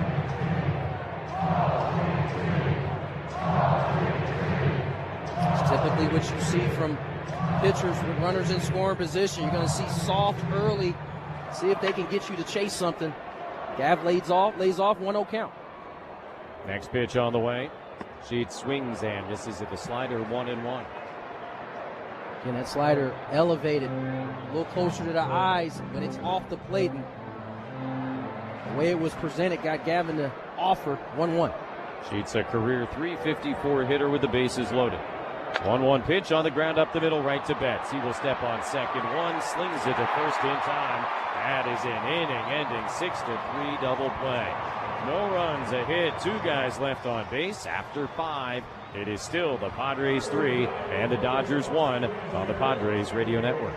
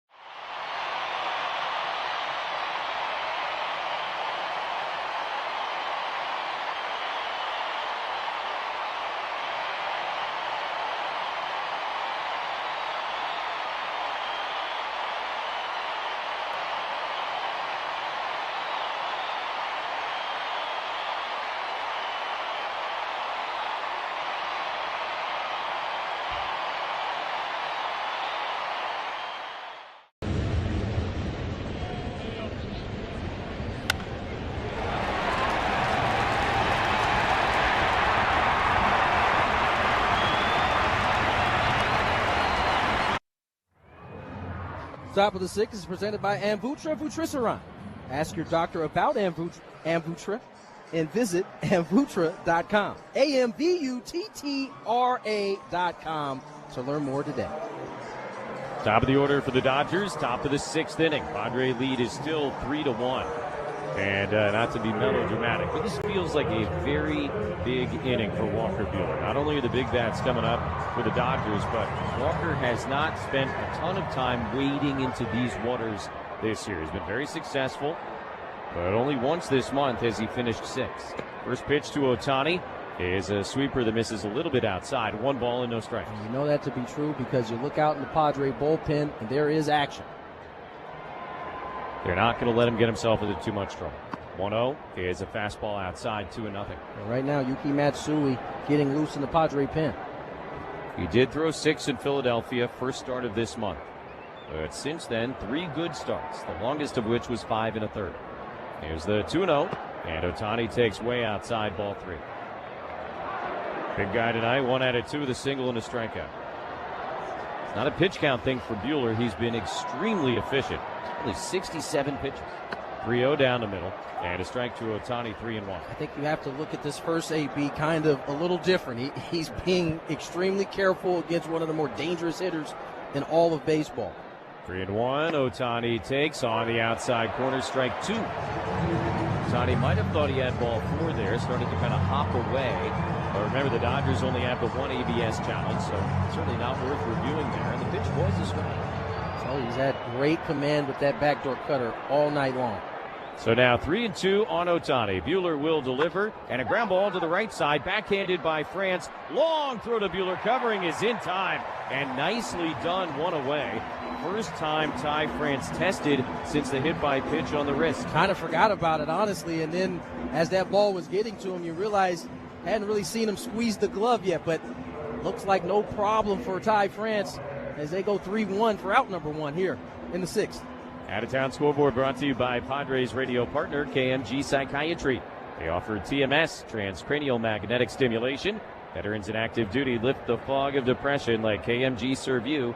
Visit KMGpsychiatry.com. Pages takes low and outside, ball 1. Brewers beat the Cubs 6-2. They have won 5 straight. And Jacob Mizorowski improved to 9-3. His major league leading ERA is now 1.45. 1-0 to Pages is high. 2 balls and no strikes. How about this one? Target Field, Twins and Rockies. It looked like Coors Field. Minnesota had a 7-0 lead going to the 8th. But the Rockies got 3 in the 8th, 5 in the 9th. And then the Twins tied it in the 9th and won it 9-8 in 10. 2-0 is a little high. 3 balls and no strikes to Andy Pages. So second consecutive batter, Buehler has gone 3-0 to start the inning. Got away with it against Ohtani after filling the count and getting him to ground out. See how it goes here against Pages. Padres lead 3-1. Here's the pitch. Pages takes a little low, ball 4. So a 4-pitch walk with 1 out here. You got a left-hand hitter coming up. You got a lefty in the bullpen. And we'll see what Craig Stammen decides. Who's on deck for the Padres in the 6th is brought to you by TimberTech Decking and Railing. Everything wood should be. Visit TimberTech.com for the Padres in the 6th. It'll be Bogarts, France, Wagner. Manny has come over from third base to call time and visit. Matsui, I am sure, is ready in the bullpen. Yeah, I mean, Stam looked like he wasn't moving. Now here he comes. So that will be the end of the night for Buehler. Absolutely outstanding effort once again here tonight. One of those where you couldn't have asked for any more. And the Padres are not going to have him face Freddie Freeman here, with Freeman representing the tying run. Buehler kind of peeking over his shoulder. He sees Craig Stammen coming. I think he gave him a dirty look at first, but then a smile. And Buehler will lead to a great ovation here at Petco. As he should. Great performance from Walker. Excellent work against his former team. Yuki Matsui will come in to face Freddie Freeman. Runner on first, 1 out. Padres ahead 3-1 in the 6th on the Padres Radio Network. When San Diego heats up, don't sweat a broken air conditioner. Call the family-owned team San Diego trusts. Comfort Bros Heating, Air, Plumbing, and Electrical. Whether you need a fast repair, routine maintenance, or a brand new installation, our licensed technicians handle everything. We proudly service all brands with same-day emergency care. First-time customer? Get a $29 AC tune-up right now. Visit ComfortBros.com. Comfort Bros, service that makes mom proud. Craving a taste of Baja without leaving town? Stop looking. Dive headfirst into the flavors of the Baja Coast right here in the Gaslamp Quarter at Rockin' Baja Lobster and Baja Rick's Cantina. Sizzling fajitas, lip-smacking lobster, and chilled margaritas, our menu is a fiesta for your taste buds. Eat, drink, and be Baja, where every meal feels like a beachside celebration. Join us at Rockin' Baja and Baja Rick's Cantina for a dining experience unlike any other. See us before or after the game in Gaslamp or Old Town San Diego. Hey, it's Gravy. Think about this. Your skin is the largest organ in your body, and protecting it is protecting your health. Sun exposure isn't always avoidable, but you can use simple tips to reduce your risk of skin cancer. When you're outside, protect yourself by avoiding the midday sun and wearing sun protective clothing. Always use a broad-spectrum sunscreen of SPF 30 or higher and reapply every 2 hours. For more information and sun safety tips, go to kp.org/San Diego. Kaiser Permanente, a better idea for healthcare. Left-hander Yuki Matsui into the ball game for the Padres. 19th appearance of the year, 0-1 with a 1.67 ERA. Pitching change brought to you by Miramar Kitchen and Bath. When it's time to upgrade your kitchen or bath, think of San Diego's top kitchen and bath remodelers for 35 years. Visit MiramarKitchenandBath.com to book your free consultation today. 3-1 Padres, top of the 6th inning. Pages hit first, one out. Freddie Freeman, the batter. First pitch from Matsui, lefty to lefty. There's a slider that misses outside, ball 1. Freeman tonight 0 for 1 with a walk and a strikeout against Buehler. But in his career against Matsui, just 1 for 6 with 3 strikeouts. So it's certainly a matchup Craig Stammen liked. Certainly a matchup I'm sure they thought about before the game. And an excellent time to use it. 1-0 pitch in the dirt, 2-0. And I think after the 4-pitch walk to Pages, kind of a no-brainer. Yeah, you were kind of open to the fact that, he could have been trying to be careful with Ohtani. He ends up getting that out, but then 4 straight balls to Pages. I think that made the decision for Stammen at that point. Hey, let's say you got Pages, to ground out or something, 2 outs, nobody on. Maybe let him face Freeman. I think he absolutely does let him face Freeman. But that's not the case. Here's the 2-0. Freeman hits it foul in the air left side and into the seats, 2-1. So now all of a sudden, of course, tying run is at the plate. You play your matchup. And whatever will be, will be. 3-1 Padres, 3 hits aside. Dodgers have drawn 3 walks. Padres have drawn 5 walks.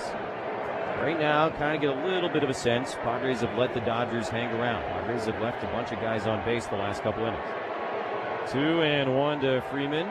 Matsui is always the long pause. Now the pitch. And outside, 3-1. In the AL Central, the White Sox got 10 runs in the 3rd inning. They beat the Royals 22-1. Guardians lost 3-1 to Seattle, and now the White Sox back in sole possession of first place. Unbelievable. 3-1 to Freeman. Matsui delivers. Freddie, a check swing liner, foul over the Dodger dugout left side. And I guess just our nightly salute to Will Venable. I don't know what else to say at this point. They got something magical working out in the South Side. Will Venable at the helm. We said it when we saw them earlier. It's just a completely different team. Now, I don't think either of us thought they would still be doing it at this point, but here they are. 3-2 to Freeman. Pages, big lead held by France. He is not running. Freeman swings, hits it in the air deep to the left field corner. Taylor's back at the little wall, reaches out, can't make the catch. Bounces back towards the infield. It is a fair ball. Taylor comes to get it, sends it in. A double for Freddie Freeman. Pages had to wait and see if it would be caught, so he stops at 3rd. But the Dodgers now are set up. Runners on 2nd and 3rd, 1 out, and Mookie Betts coming to bat. This ball ends up staying in the ballpark. I think Taylor was setting up to perhaps make a play on the ball going over the fence. Instead, he kind of had to change his route. And ends up just kind of coming up short as it hit the wall.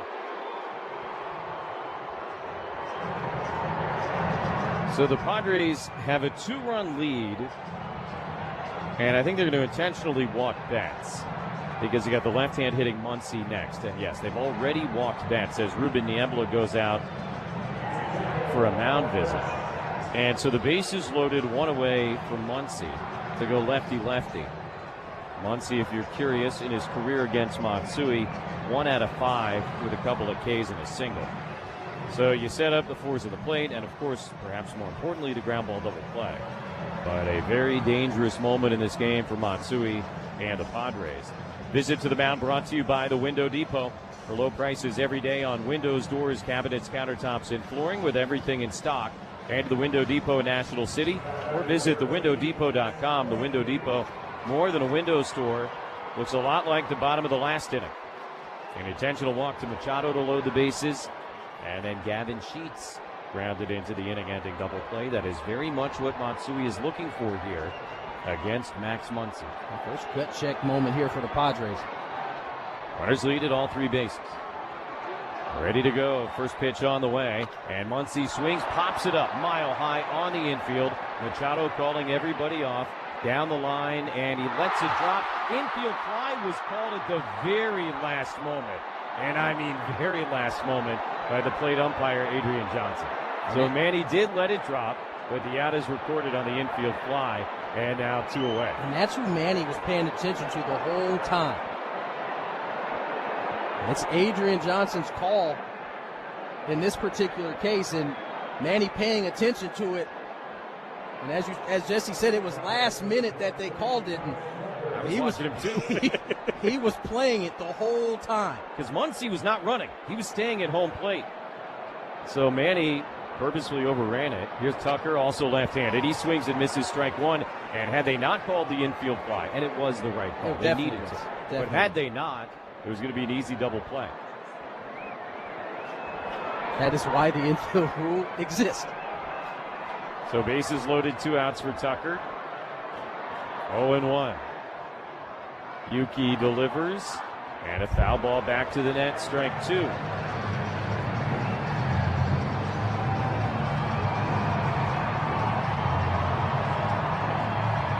Tucker will use his timeout.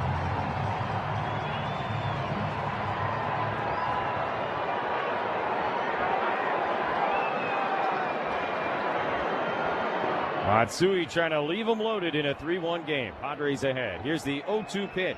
Check swing on a ball down. And now 1-2 on Kyle Tucker. Tried to split there. Kyle Tucker able to lay off. I think he's going to see another one here, 1-2.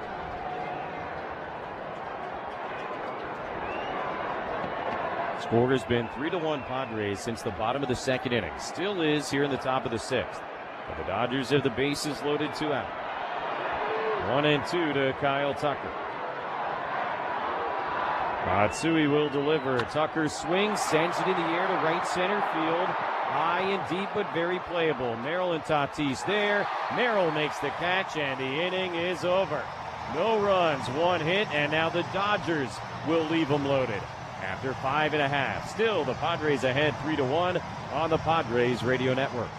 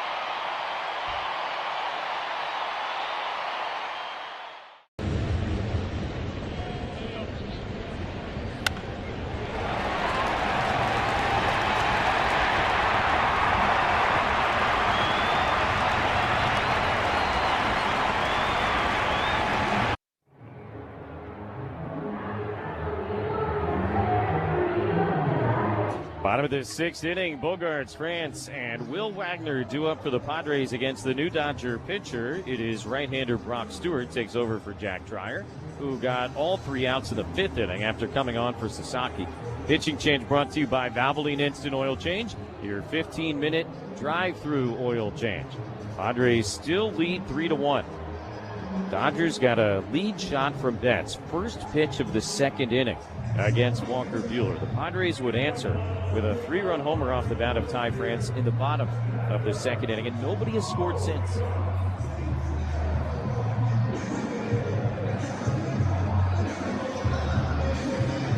Typical game between the Padres and Dodgers.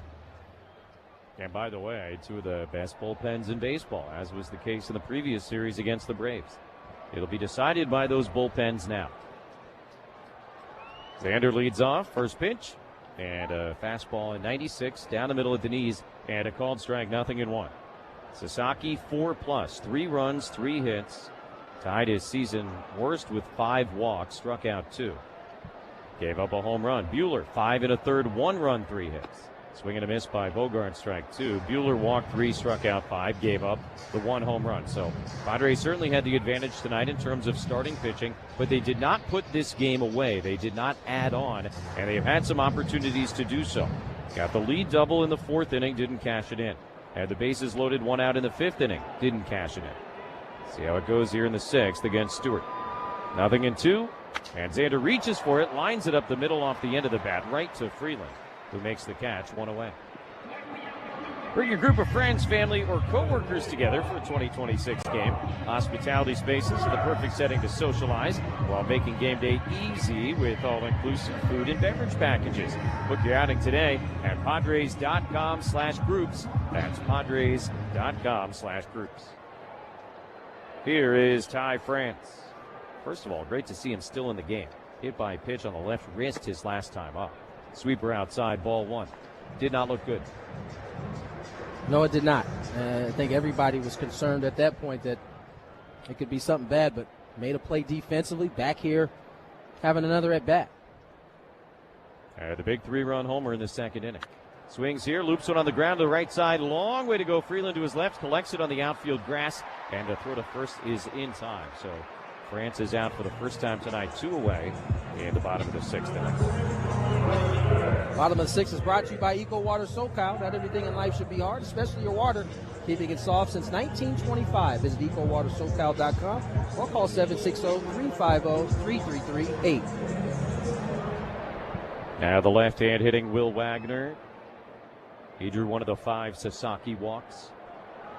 2 outs, nobody on. And he'll look outside. Ball 1 from Stewart.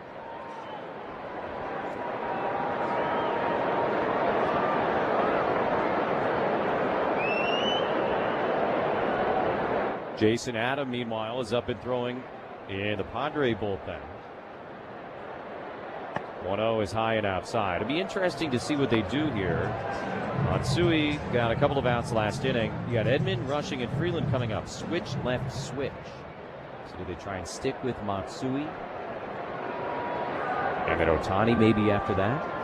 Here's a 2-0, flinching and taking a strike, 2-1. We know they like the Matsui-Ohtani matchup. We've seen it a bunch the last couple of years. But Adam is warming.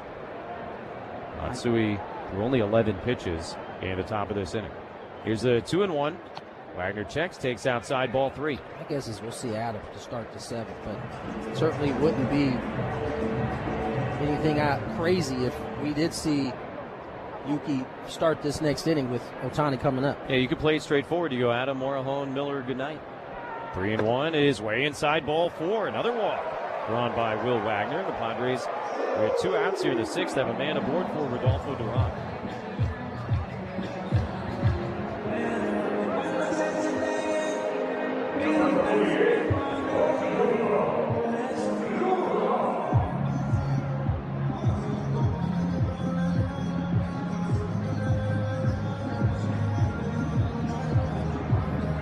Sungmoon Song is going to run at first base for Wagner and will obviously stay into play second base.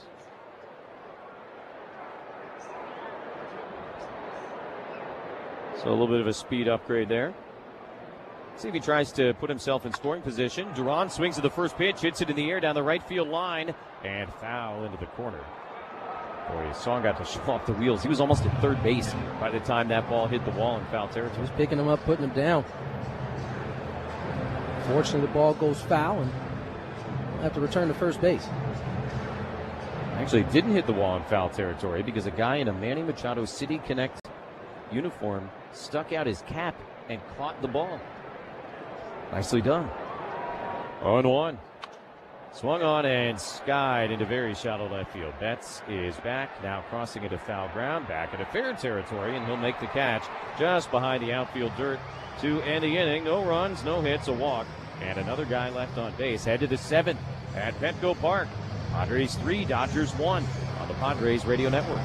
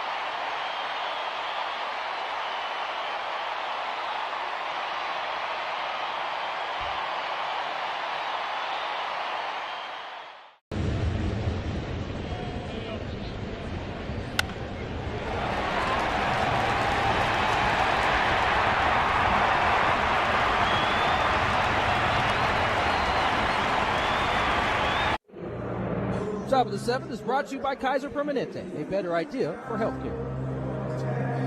It is indeed Jason Adam to begin the top of the 7th inning. Padres' lead is still 3-1. Edman, Rushing, and Freeland, 7, 8, 9 are the guys due up. And then, of course, it's Ohtani, Pages, and Freeman. And you just wonder if Jason Adam would even get the opportunity to face Ohtani if it comes to that with Adrian Morejon available. Padres have not been shy about having Morejon get 4 outs or even 5 at times. And so trying to piece together these final 9 outs with their high leverage arms. And indeed, Morejon has just started to throw out in the bullpen.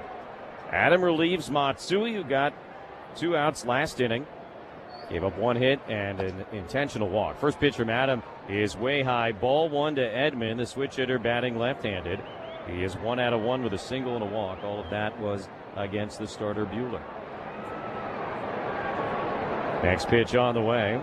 And he spiked a slider there. So 2-0 to Tommy Edman. Pitching change brought to you by Sid's Carpet Barn. Sid's Carpet Barn is San Diego's flooring leader. For the largest selection of all types of flooring at the lowest prices in town, visit any Sid's or sidscarpet.com. 2-0. Edman takes, and this time the slider finds the heart of the zone for a called strike, 2-1. I think Craig Stammen would say this is an opportunity here for Jason Adam. Wants to complete the inning. Have to be clean here. Here's the 2-1 pitch. Edman swings and misses, 2-2. Not that they won't give him a shot, but you know, with a guy like Adrian Morejon warming up, he's got for sure 3 batters to get through this inning. That's it. Now, Ohtani does have good numbers against Morejon, but I remember in the first series between these two teams here, they played the recent history, not the overall history. 2-2 grounded foul at first base. And that's how it should go. I mean, you weigh in old history if there's nothing else available, but they have some recent data that supports Morejon facing Ohtani. 3 batters before we get to that point, though. And hopefully it's a conversation for the 8th inning, not the 7th. 2-2 is outside. That was the changeup from Adam. 3 balls and 2 strikes. Remember, Jason came on to get the save in the 9th inning against the Braves on Wednesday. With Mason Miller unavailable, worked a 1-2-3 9th inning. 3-2. Edman swings, grounds it foul, and back at first base, Coach Chris Woodward. And the count remains full, 3 balls, 2 strikes. Buehler 5 1/3. Matsui got the 2 outs last inning. And now Adam here in the 7th. See how clean the Padre bullpen can keep it against the best offense in baseball. And they are. Here's a 3-2. Edman takes strike 3 call. Breaking ball over the heart of the plate. And 1 down in the 7th inning. An 8-pitch battle won by Jason Adam. Just nastiness to finish that at bat. A backdoor sweeper right on the outside corner. Gets the punch.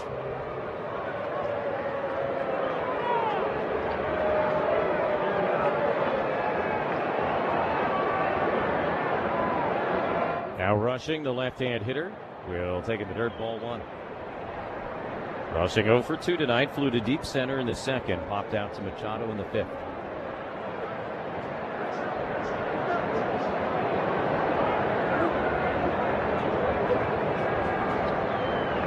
Padres swing the infield around to the pull side. Manny about halfway between 2nd and 3rd, and a swing and a miss at a slider, 1-1. Rushing faced Adam once earlier and struck out against him. 1 out and nobody on. 3-1 Padres in the 7th. 1-1 pitch, ripped foul up the right field side. That'll find the terrace here at Petco. And Adam ahead of him now, 1-2. Rushing will use his timeout. Game 1 of a 3-game series and game 1 of 7 between these two teams in the next 10 days. 4-game series at Dodger Stadium next Thursday, Friday, Saturday, Sunday. Our first trip to LA this year, because Anaheim is not LA. 1-2, rolled up the first baseline. That's a foul ball. Indeed, it's not. They call it that right there on the name of the team, but it is not Los Angeles. I'm not from here, and I still know that. A little trickery. Yeah.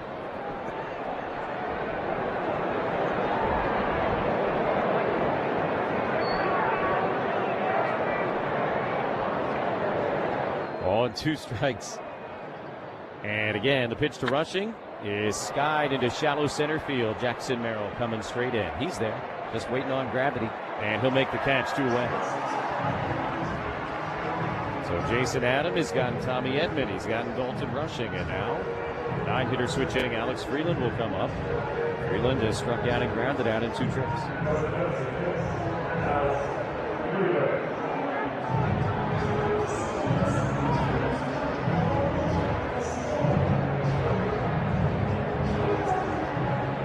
Freeland settles into the left-handed batter's box.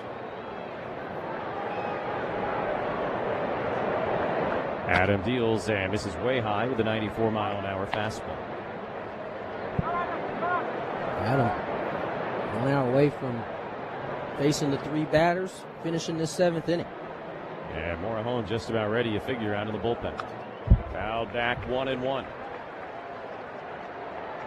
In the bottom of this inning, the Padres will have the top of the order. Tatis, Taylor, and Merrill.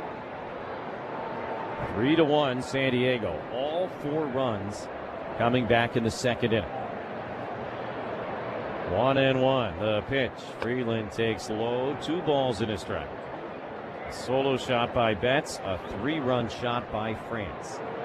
And so far, still, that is it. You know, the other way these games go is you get some early production and then it settles in and it becomes difficult to score. Game 1 of the last series, a first-inning home run by Andujar. Nothing else. 1-0 your final score. Here's a 2-1. Freeland hits it hard on the ground to the right side. Backhanded by France. Behind the bag. Easy underhand flip to Adam. And a 1-2-3. Top of the 7th. Turned in by the big right-hander. Time to stretch at Petco Park. Still the Padres 3 and the Dodgers 1 on the Padres Radio Network.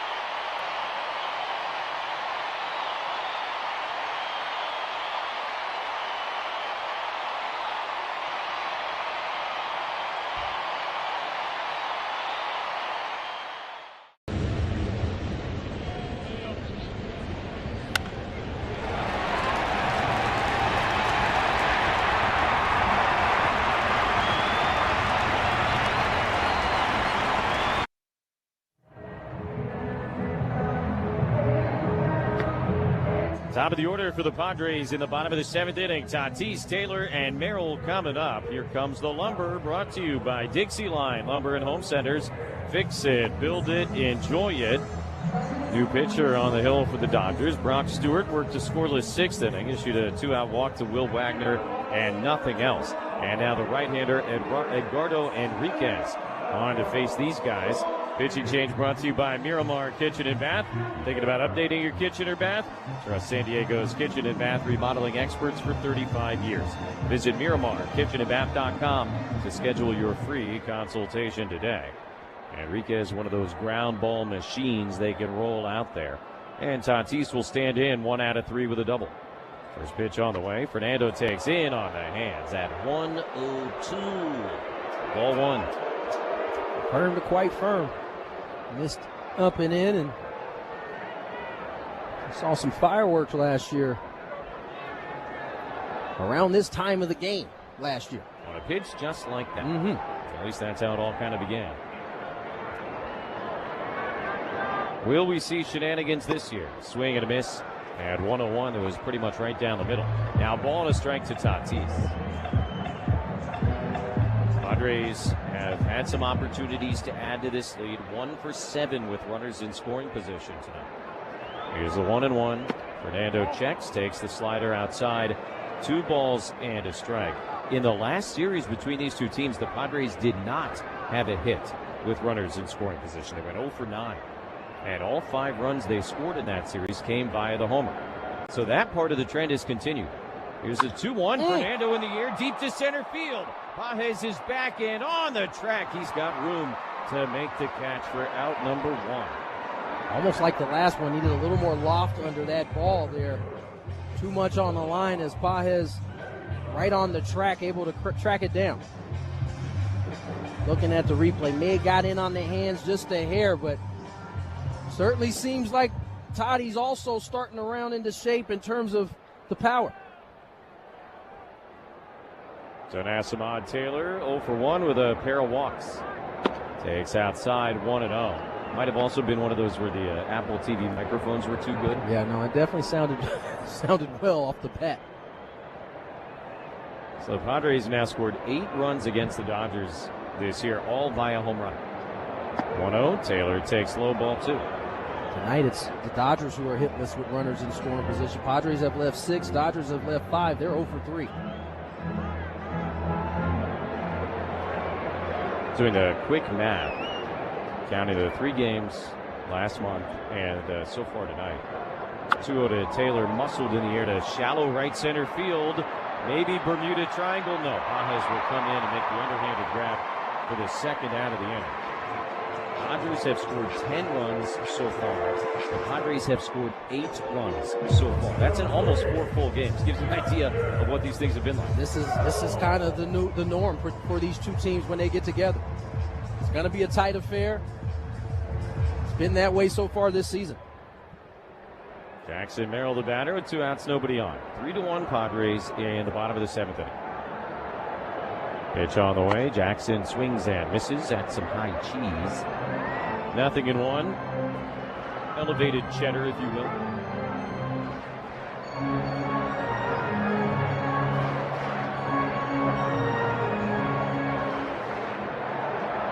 Merrill 0 for 3. Couple of ground outs, also a pop out. 0-1. Enriquez delivers and misses outside. We told you Enriquez is a ground ball machine, and he is, but both outs this inning have been caught in center by Pages. Padres 3, Dodgers 1. 2 outs, nobody on in the 7th. Morelhone will face the top of the order in the 8th. Here's the 1-1. Merrill swings and misses at a cutter that ran all the way in on him. And now behind, a ball and 2 strikes. Enriquez has gotten Jackson to chase out of the zone 2 of the 3 pitches here.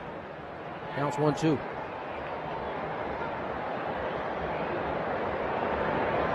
Pitch on the way. And Jackson takes outside. 2 balls, 2 strikes.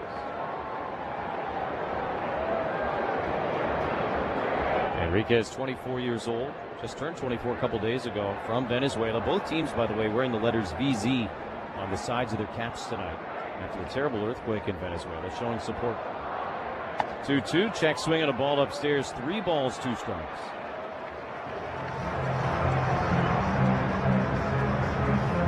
Jackson looking to find his first time on the base pass here. He has worked it full against the hard-throwing right-hander. Now the payoff pitch. Merrill swings and misses at a cutter, strike 3. So a 1-2-3 7th for Edgardo Enriquez, and he caps it with a K. Head to the 8th at Petco Park. Still the Padres 3 and the Dodgers 1 on the Padres Radio Network.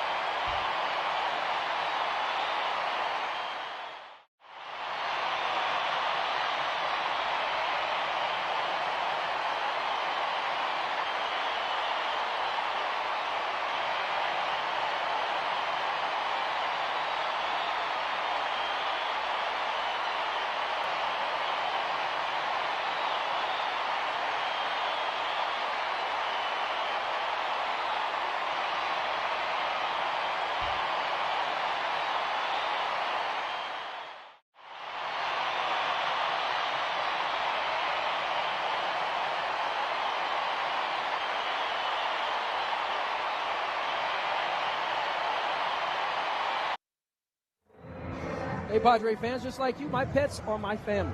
That's why Petco is where they go to keep all their bases covered with an all-star lineup of food, vet care, grooming, and more. Petco, official pet partner of the San Diego Padres. Top of the 8th inning and top of the order for the Dodgers against the new Padre pitcher, Adrian Morejon. Takes over for Jason Adam at a 1-2-3 7th with a strikeout. Pitching change brought to you by Valvoline Instant Oil Change, your 15-minute drive-through oil change. Padres lead 3-1. Ohtani, Pages, and Freeman coming up for the Dodgers. Real deal here tonight between these two teams. And no surprise there.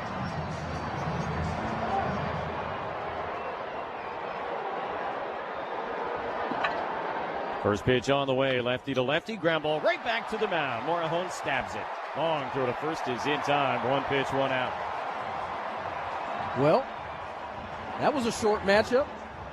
Morejon comes in, gets the first pitch in play, and just like that, Ohtani is retired for out number 1 in the 8th. Got all excited about it, and it's already over. Beautifully done. Now Pages, 0 for 2 of the walk. First pitch right down the middle, but high, and a 1-0 from Morejon.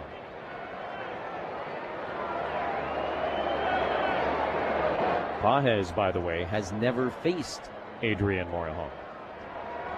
1-0. He's grounded up the middle, and that'll roll into center field, a base hit.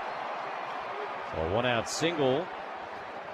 And the Dodgers bring the tying run to the plate here in the 8th inning. It'll be Freddie Freeman.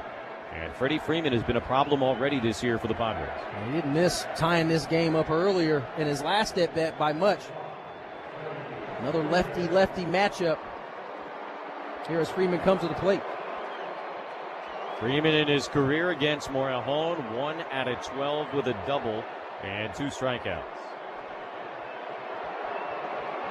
Freeman has grounded into 11 double plays this year. It's tied for the most in the National League, and he takes a first pitch slider for a strike, 0-1.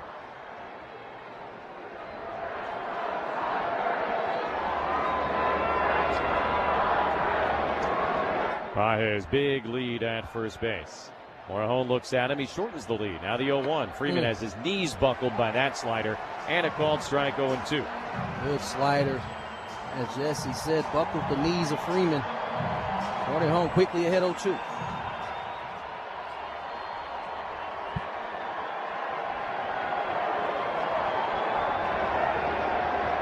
Now the 0-2 pitch on the way. It's a fastball missing upstairs. 1 ball and 2 strikes.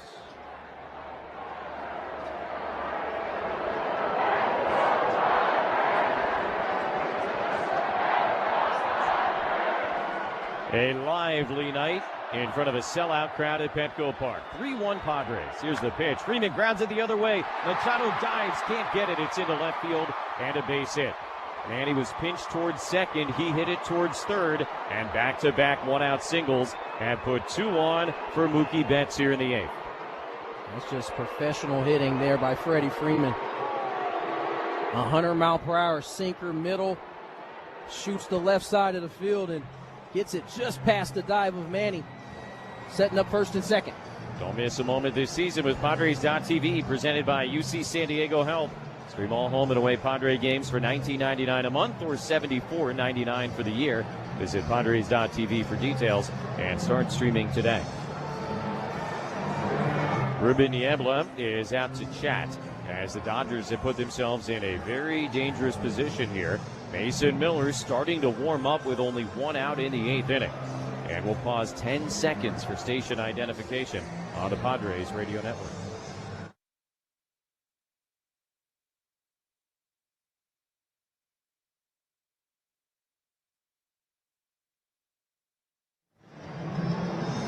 With Tony Gwynn Jr. and our producer-engineer Dave Marcus, I'm Jesse Aglin. It is, for now, the Padres 3 and the Dodgers 1, but Dodgers with one of the most dangerous threats of this game. First and second, 1 out, and Mookie Betts coming to bat.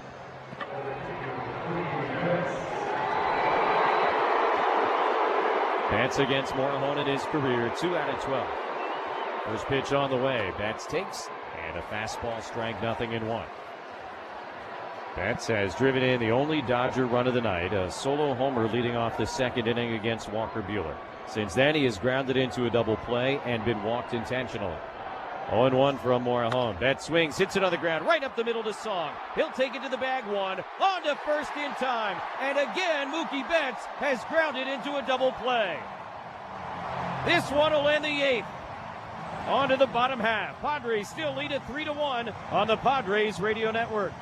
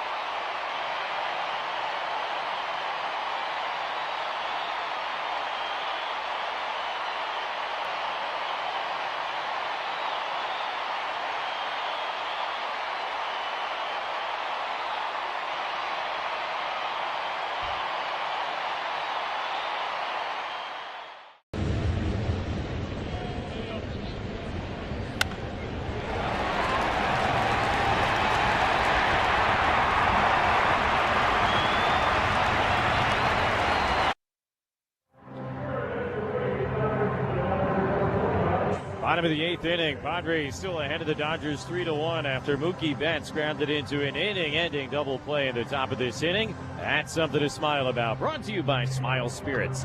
Premium vodka cocktails, refreshing flavor, not a seltzer. No fake aftertaste, it's a real cocktail. Smile Spirits, a vacation in a can. Available at Ralph's, Total Wine, Crisp Markets, and Baja Rex. New pitcher on the mound for the Dodgers. Right-hander Jonathan Hernandez began the year AAA with the Phillies. They released him. Dodgers signed him last month. And a little bit of a bumpy go here in his first 10 games wearing the Dodger uniform. ERA is about 6.5. Machado, Sheets, and Bogarts with the Padres leading 3-1. First pitch, Manny takes, and it's low and outside. 1 ball, no strikes. Padres have been trying to add to this lead almost all night long. One last chance to do so with Mason Miller warming up. The 1-0 pitch. And he steps back and takes a called strike. And Manny is going to use an ABS challenge. He has not done great with this, and it is a strike on the inside corner. So he will lose the challenge. Padres have 1 left.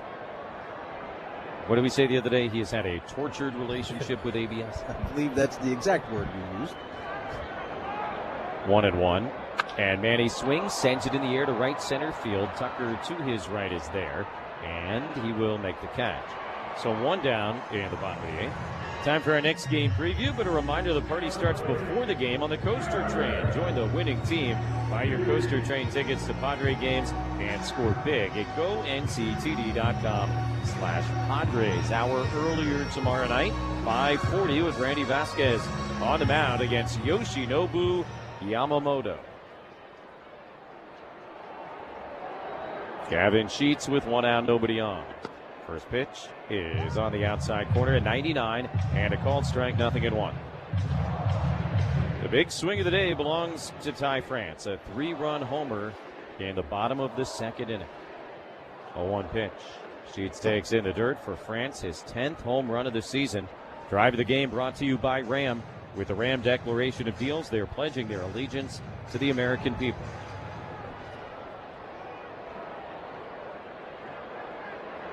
Ball and a strike to Sheets. The pitch is low outside.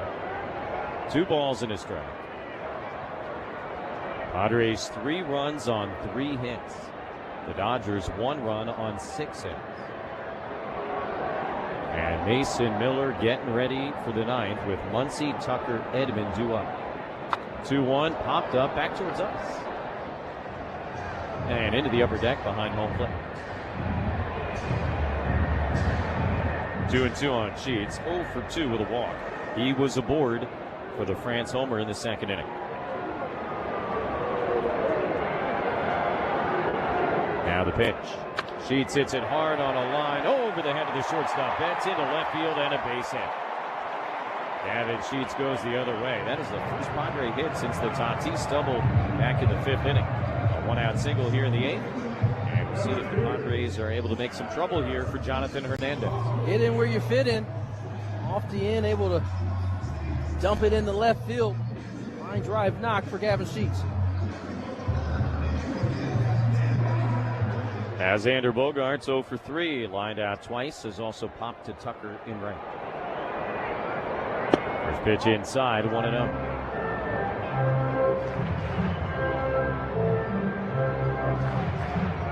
Hernandez has pitched in the big leagues previously with Texas and Seattle, although just barely for Seattle a couple of years ago. 1-0 is way outside, 2 balls and no strikes.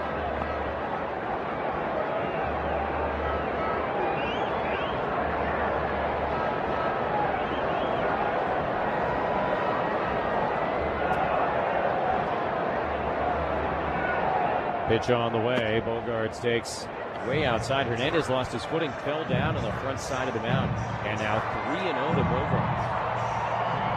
Reminder to stay tuned. The Humboldt Casino Resort postgame show with Sam is coming up. Hey, player.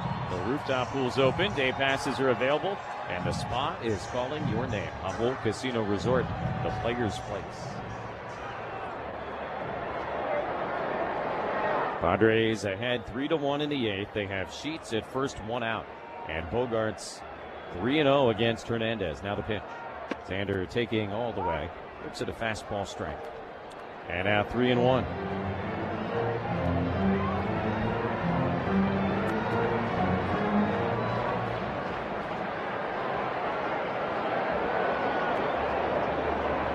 Here's the pitch. It's outside, ball 4. So Bogaerts aboard for the first time tonight, and now the Padres 2 on and 1 out. That is the 8th walk they have drawn against Dodger pitching here tonight. Now they'll have to deal with Ty France. Ty France, the provider of all 3 runs here for the Padres tonight with his 3-run shot. Back in the 2nd.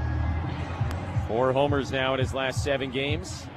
And on Wednesday against the Bravos.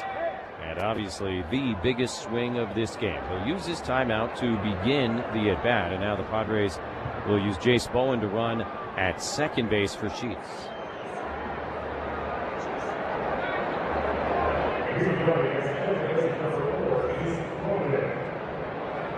So you get elite speed now at second base. You basically just want to guarantee, right, that any base hit will score that insurance run. No doubt.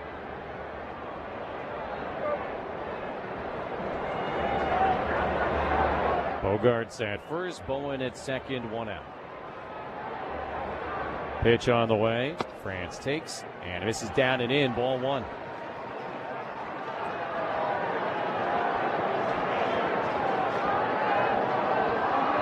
France was hit by a 99-mile-an-hour fastball on the left wrist in the 4th inning, but has stayed in the game. 1-0 pitch is, called a strike. I think it might have been outside. ABS says it was clearly outside. And the count now 1-1. France did not challenge. Big leads, not going. And this pitch is a little bit outside. Called the ball 2-1. It seemed closer than the pitch before, but did miss down. Count now 2-1.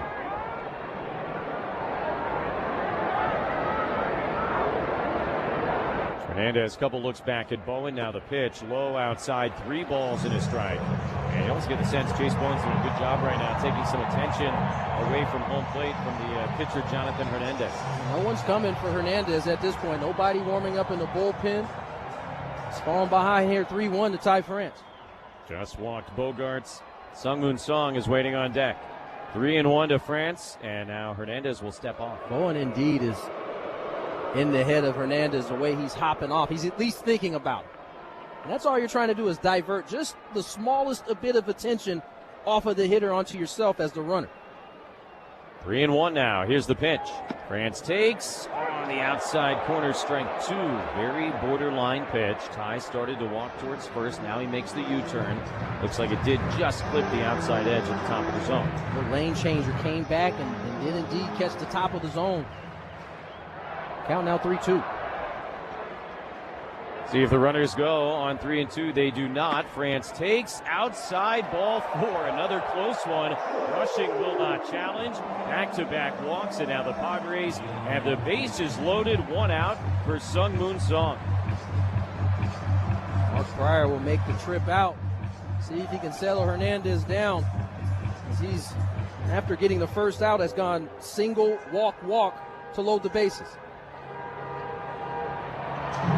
So the Padres with another bases-loaded 1-out situation. That was the deal back in the 5th inning. They did not score. They left them loaded in the 4th inning. Got a lead double a couple of times, unable to bring him home. And now another very, very good chance here as Song will bat with the sacks full, 1 down. It'll be his first AB of the night. Song entered as a pinch runner for Wagner back in the 6th inning, stayed in to play second base. And now will stand into that left-handed batter's box. Song playing in his 30th Major League game here tonight, hitting .208. Infield is drawn in. Bases loaded, 1 out. First pitch is a fastball strike at the bottom of the zone, 0-1. France at first, Bogarts at second, Bowen at third. 0-1 to Song. Here's the pitch. Taken low, and is even 1-1. Freeman and Freeland, the infielders on the pull side, are pretty much on the grass. Maybe a half step deeper for Muncy and Betts on the other side. 1-1. Song grounds it slowly up the middle. That'll roll into center field and a base hit. Bowen has scored. Here comes Bogarts. The throw goes to third. France is out there, but behind the play, Song into second base, and the Padres have finally added on. It's 5-1. Here is the insurance this ball club had been knocking on the door to get, had come up unsuccessful. It's Sungmoon Song that gets the job done here in the 8th. Those insurance runs are brought to you by Pine Solomon Personal Injury Lawyers. Don't let the company convince you that's enough. Let your local San Diego lawyers at Pine Solomon pursue the compensation you deserve. Duran gets in, takes a strike. Learn more at SiriusAccidents.com. So Song, a 2-run single, goes to second on the throw and stands there with 2 away. 0-1 to Duran.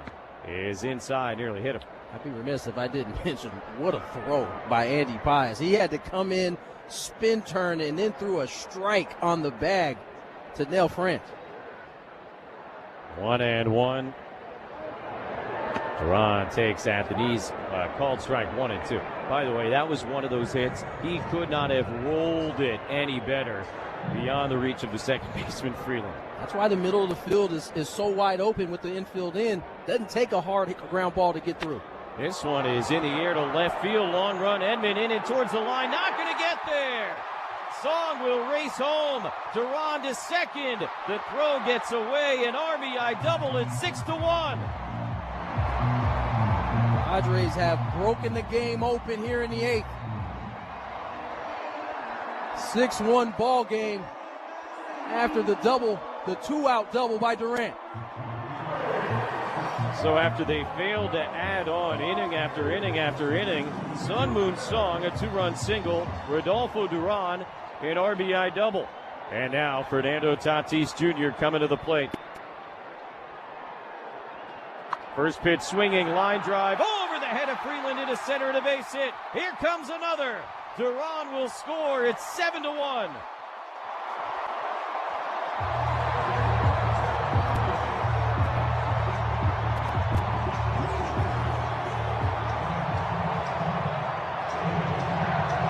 This has shades of 22.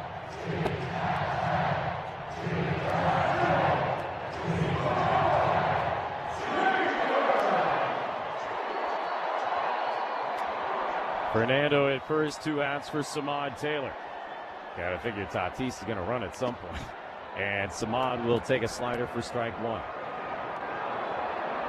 Second hit of the night for Tatis.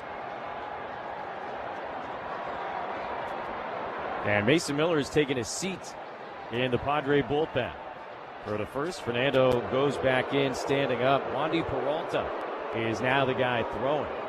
And boy, as you get into a stretch here of 17 games in 17 days heading into the All-Star break, the luxury of not having to use Miller.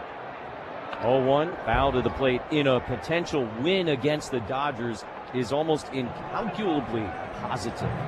I mean, it's one of those deals, right? I mean, you get to keep your closer off the board, and it happens because you're putting runs on the board.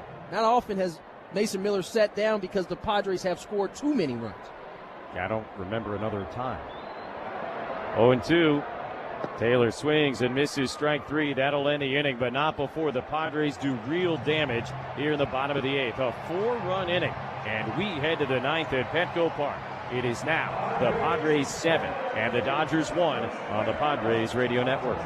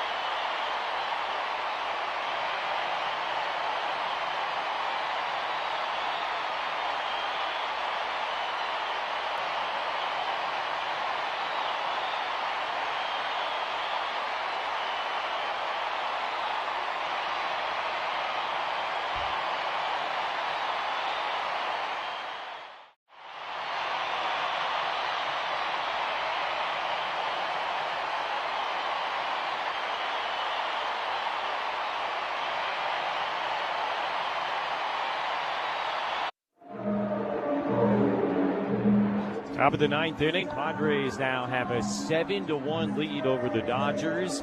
Mason Miller has taken a seat in the Padre bullpen, and it's up to Wandy Peralta to make sure he does not get up. With Muncy, Tucker, and Edman 2 up, left switch. Going to see a couple of pinch hitters here for the Dodgers. Alex Call is going to hit for Muncy, and then Miguel Rojas looks like he'll hit for Tucker. Meanwhile, Padres have brought in Miguel Andujar to play first base. This will be the second time he has appeared there for the Padres this season, and only the 9th time in his career he has played first base. So you got to wonder, is that A, just an opportunity to get him a little work over there, or B, has that left wrist for Ty France started to become a little bit more problematic? We'll see what Craig Stammen has to say after the game. Either way, Alex Call pinch hitting here against the left-hander Peralta to begin the top of the 9th inning. Padres have a 6-run lead, and Wandy's first pitch is upstairs, ball 1. Call appearing in his 50th game of the year, hitting .262 with a homer and 16 runs batted in. Pitch on the way, and a little bit up. 2 balls and no strikes.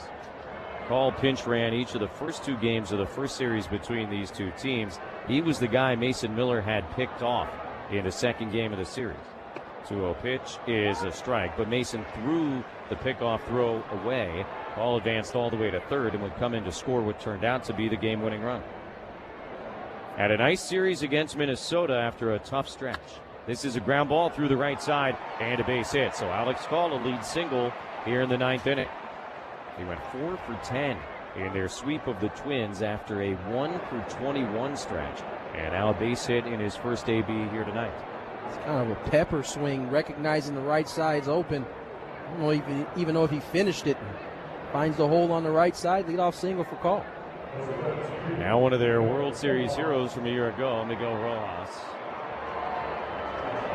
Did not see Rojas in the first series. He was on the roster, just didn't appear in any of the games.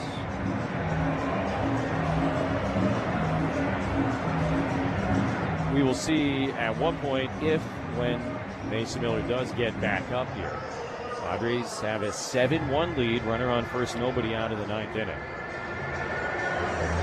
Rojas, of course, the game-tying homer against Jeff Hoffman of the Blue Jays with 1 out in the 9th inning of Game 7.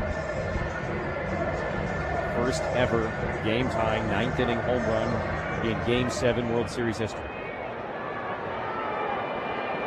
Then in the bottom of the 9th, he had that throw home to get IKF. Rojas takes, and Peralta misses down with a slider, 1-0. Fitting for a World Series matchup. Someone that you don't have on your bingo card having a big moment. 100%. 1-0 pitch. Rojas takes a strike, 1-1. He's going to challenge that call. He wasted no time tapping his helmet, and he will win that challenge. The pitch was down. So instead of 1-1, it's 2-0. Now we'll certainly swing the at-bat in his favor. He's 37 years old. He's seen it all. Now the 2-0 grounded to third base. Manny will play the big hop, goes down to second, 1. Song, quick turn, not in time. So Rojas, who's running much better now than he was when he grounded into that triple play a couple of years ago, is aboard, but that is the first out here at the top of the 9th inning. It's an impressive turn by Song there. One of the better feeds from Manny, and yet Song got rid of that quick and made it a play. So Rojas at first base, 1 out. Tommy Edman will hit right-handed against Wandy Peralta. First pitch coming, and a called strike, 0-1. With Wandy, that ground ball is always in play, kind of his specialty. 0-1 pitch. Edman takes outside, 1-1. We have seen really for most of 2026 Wandy Peralta at his best, or at least the best we've ever seen. So far tonight, it command a little bit fuzzier maybe than what we've become accustomed to. Here's a 1-1. Edman takes outside, 2 balls and a strike. Misses on back-to-back changeup. That one a little bit closer than the previous one. 2-1 count. Peralta now 10 pitches. Only 4 have been strikes. 2-1. Edman sprays it foul the other way. So 2-2. And Rojas at first, 1 away. 7-1 Padres in the top of the 9th inning. Game 1 of this 3-game series. Pitch on the way. Edman, sharp grounder right to short. Bogarts to Song, 1. The turn to first in time, and a game-ending 6-4-3 double play. Padres have taken Game 1 against the Dodgers, and thanks to a 4-run 8th inning, they do so emphatically. 7-1. Terrific game for the Padres all the way around. Walker Buehler, money. Bullpen, money. The Padres were able to add late to really put this game away. A little bit of everything from everyone, and a very satisfying victory to open up the weekend. Final score again, the Padres 7 and the Dodgers 1. Take a break, come back, give you some final thoughts and the totals on the Padres Radio Network.